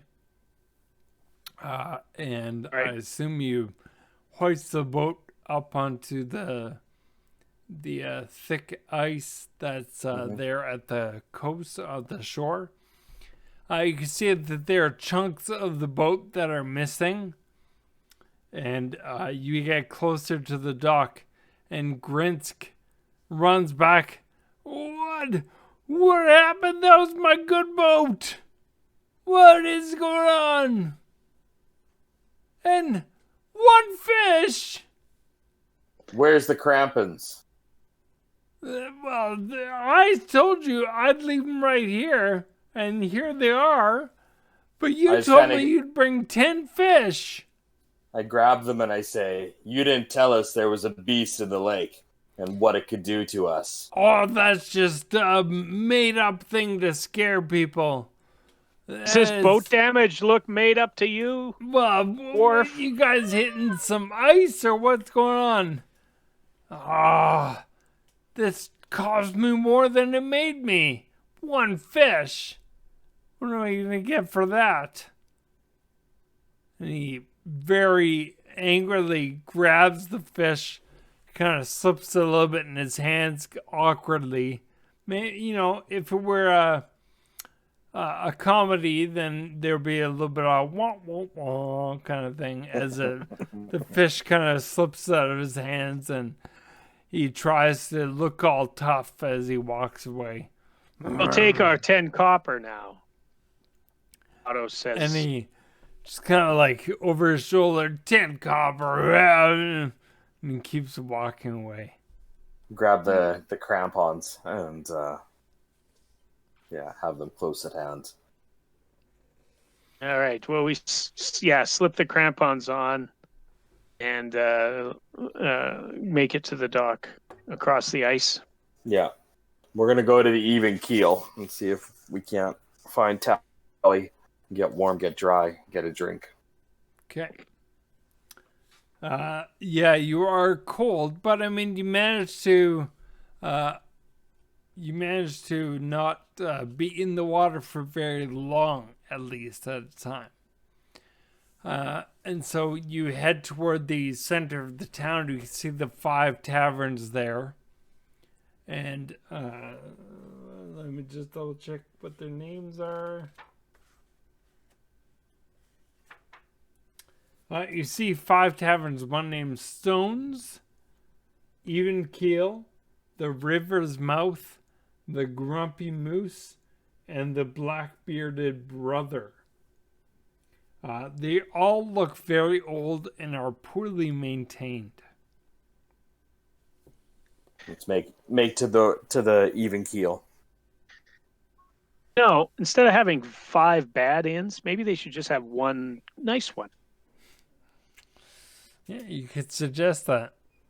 Maybe put it in a little survey box. I was going to say, yeah. I'm sure they want to hear from me about it.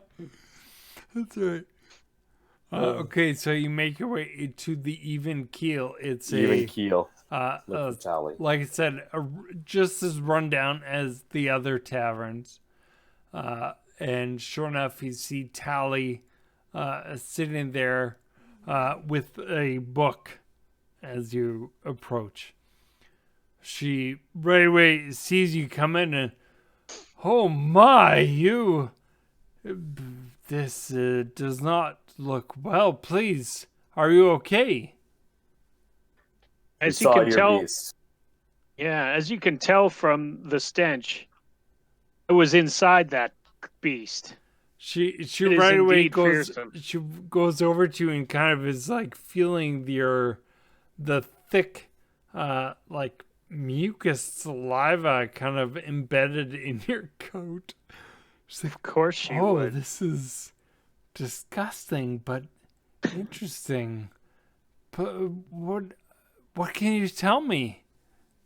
I hand her. Whoa. Before we tell you anything, we need a drink and some warm food. Yes, on me. I will take care of that. We need warm clothes. We need these. We need a room here or at what's her name? At the Buried Marta? Treasure Inn. Cora's. Yes, let's take care of food first, she says. She yawns. I've been up all night, she says. she goes to the tavern, and I need warm food. And what drink might suit you the best? Something with fire in it. And then I sit as close as I can to the hearth. 2 jiggers of rum and 1 large ale. Okay. And so, yep, she flips a coin to the bartender, and he bit right on it. And she joins you at the table. Wow. Yeah, this must be amazing to hear. Please tell me what happened. So over food and warm drink, we relayed our fish story, and I present her notebook with the sketch and the description of the creature, with Plesiosaurus written and underlined underneath it. Can you show your sketch again? Hey, can you? I want to see. No. I want to see how Bada would spell Plesiosaurus.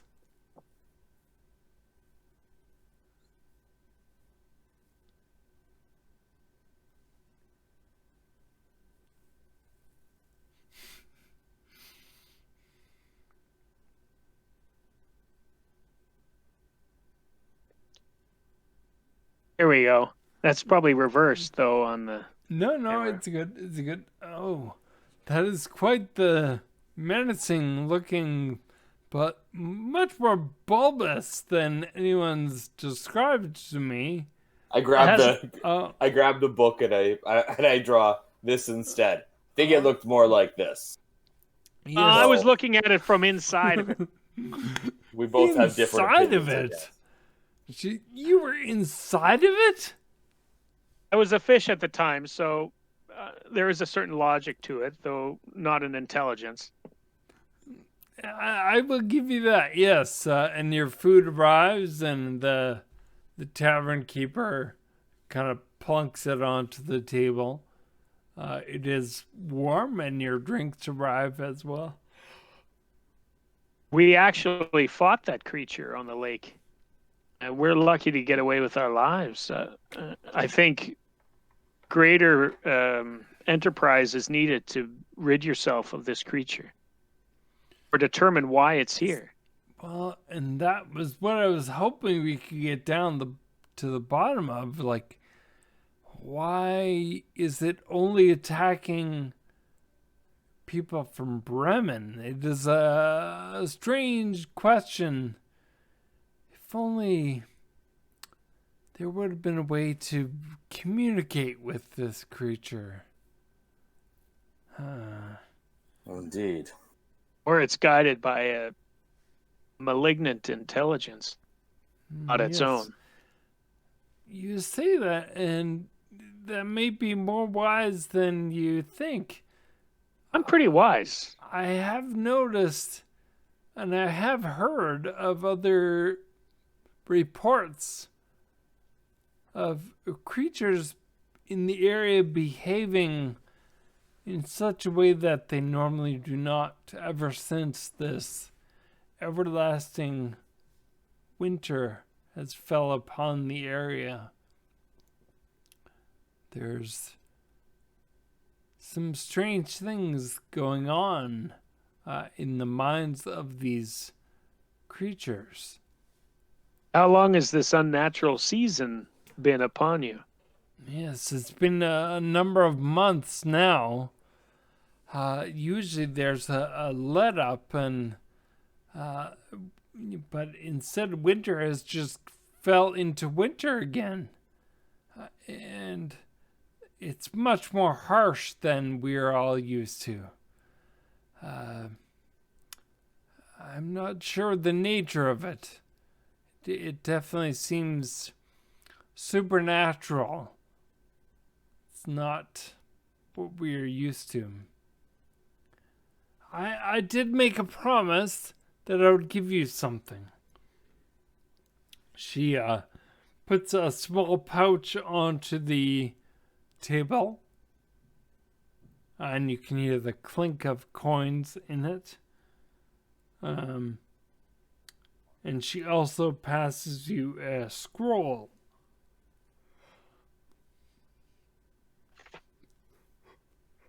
Well, you are a person of honor. Thank you. Well, yes, then perhaps if our paths were to cross again, then you could pass on any information that you've found, and I would do the same. What's the scroll? Well, this might help you with future adventures.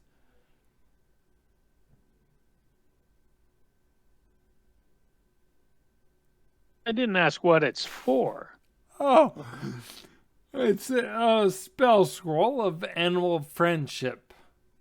Ah, a great gift. Thank you. You said that many animals are acting this way? Yes, there have been reports, and as I've been traveling through 10 towns, that other animals, just like the weather itself, have been behaving in a much more malicious and harsh way. It almost seems as if the creatures have awakened with a new personality, I guess you could say. Like the sound of that.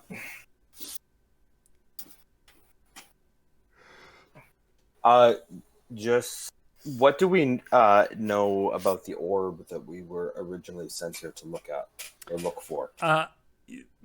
In the introduction, I said it was an orb that had great power or could be used dangerously in the wrong hands. You don't know much else about it besides that. Where were we going to when we were attacked?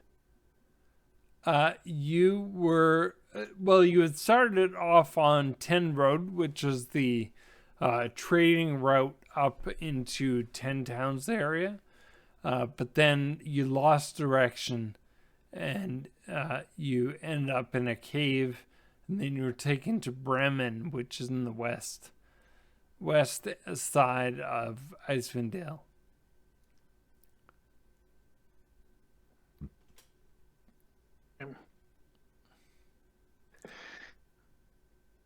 Perhaps there isn't much here in the in the coin purse, but it should help you a little bit with finding a place to stay and getting supplies that you might need. We'll make our way back to Cora's. I think we need a bit of a rest. Decide our next move. Thank you, Tally. How many gold are in there? 5 gold. Oh, that's pretty good. Cause you got so you take the money, I'll take the scroll, if that's okay. No, that sounds fine.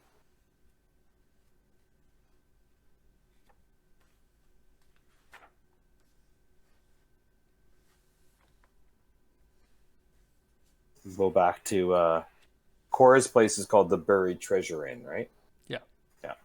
Go back to the Buried Treasure Inn. Okay.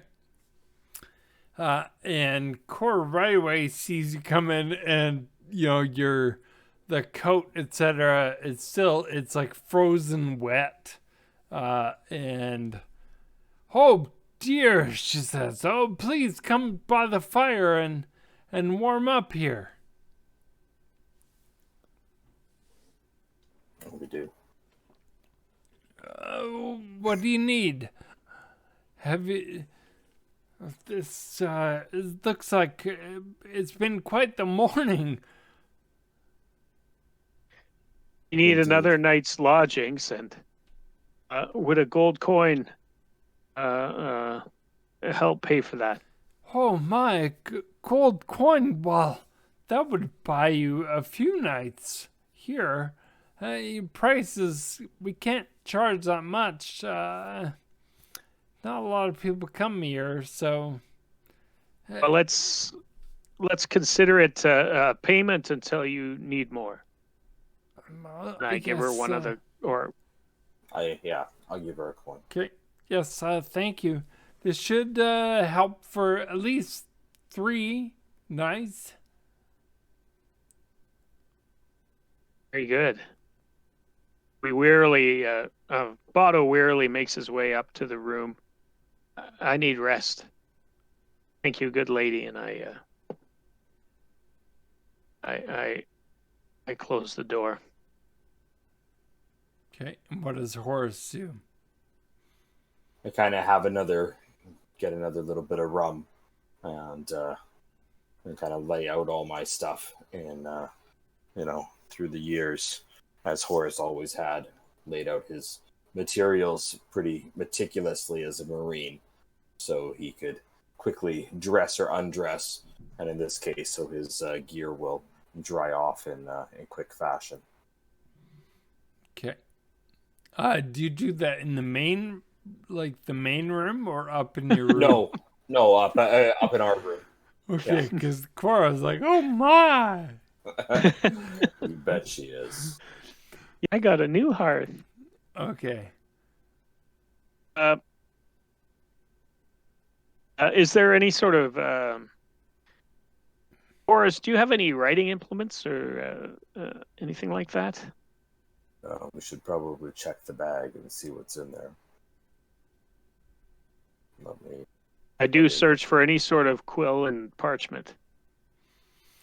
Well, did any one of your 8 characters have such a thing? I'm sure one of us did, I think. I'm guessing one of you would have. Well, the bard is a calligrapher, cartographer. that again. Is he like a descendant of Chauncey? No, but I think the artificer is also a calligrapher. The artificer did, yeah. Maxwell definitely has a couple of things. So okay. So as you stick your hand into the bag of holding that you have, and you think about these items, they, you feel them appear in your hand.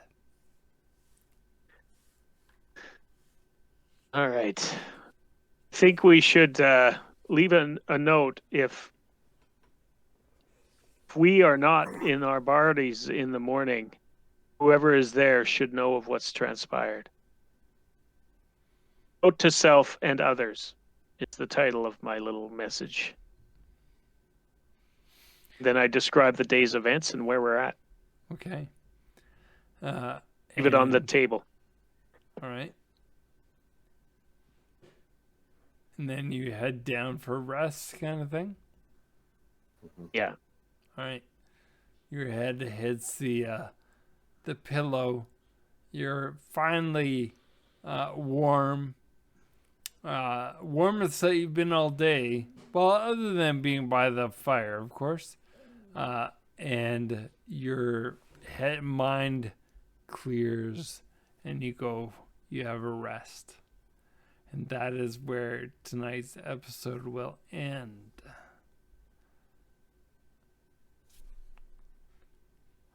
All right, so, wow, if you're still here, that's one viewer, and I'm pretty sure it's my son. Way to go, you hung in there. Good job. Thank you for everybody for tuning in. If you're watching this on YouTube later, thank you for watching. We'll have new episodes whenever. I'm not quite sure when. And we'll see what... We need some sort of like tagline at the end, like something to do with, tomorrow will be a new day, or... Same body, different mind. There you go. Or different person. Yeah. Not quite sure. We'll work on it. Maybe, we'll give a shout out to anyone who happens to watch this. If you've watched this far and you come up with a tagline, like, We'll probably use it. I'll find some way of thanking you. Because that'd be amazing. Because I don't think I mean, I'm barely watching it and I'm in it. So. Yep, there you go. All right. Thanks, everybody. And we will see you soon. Bye.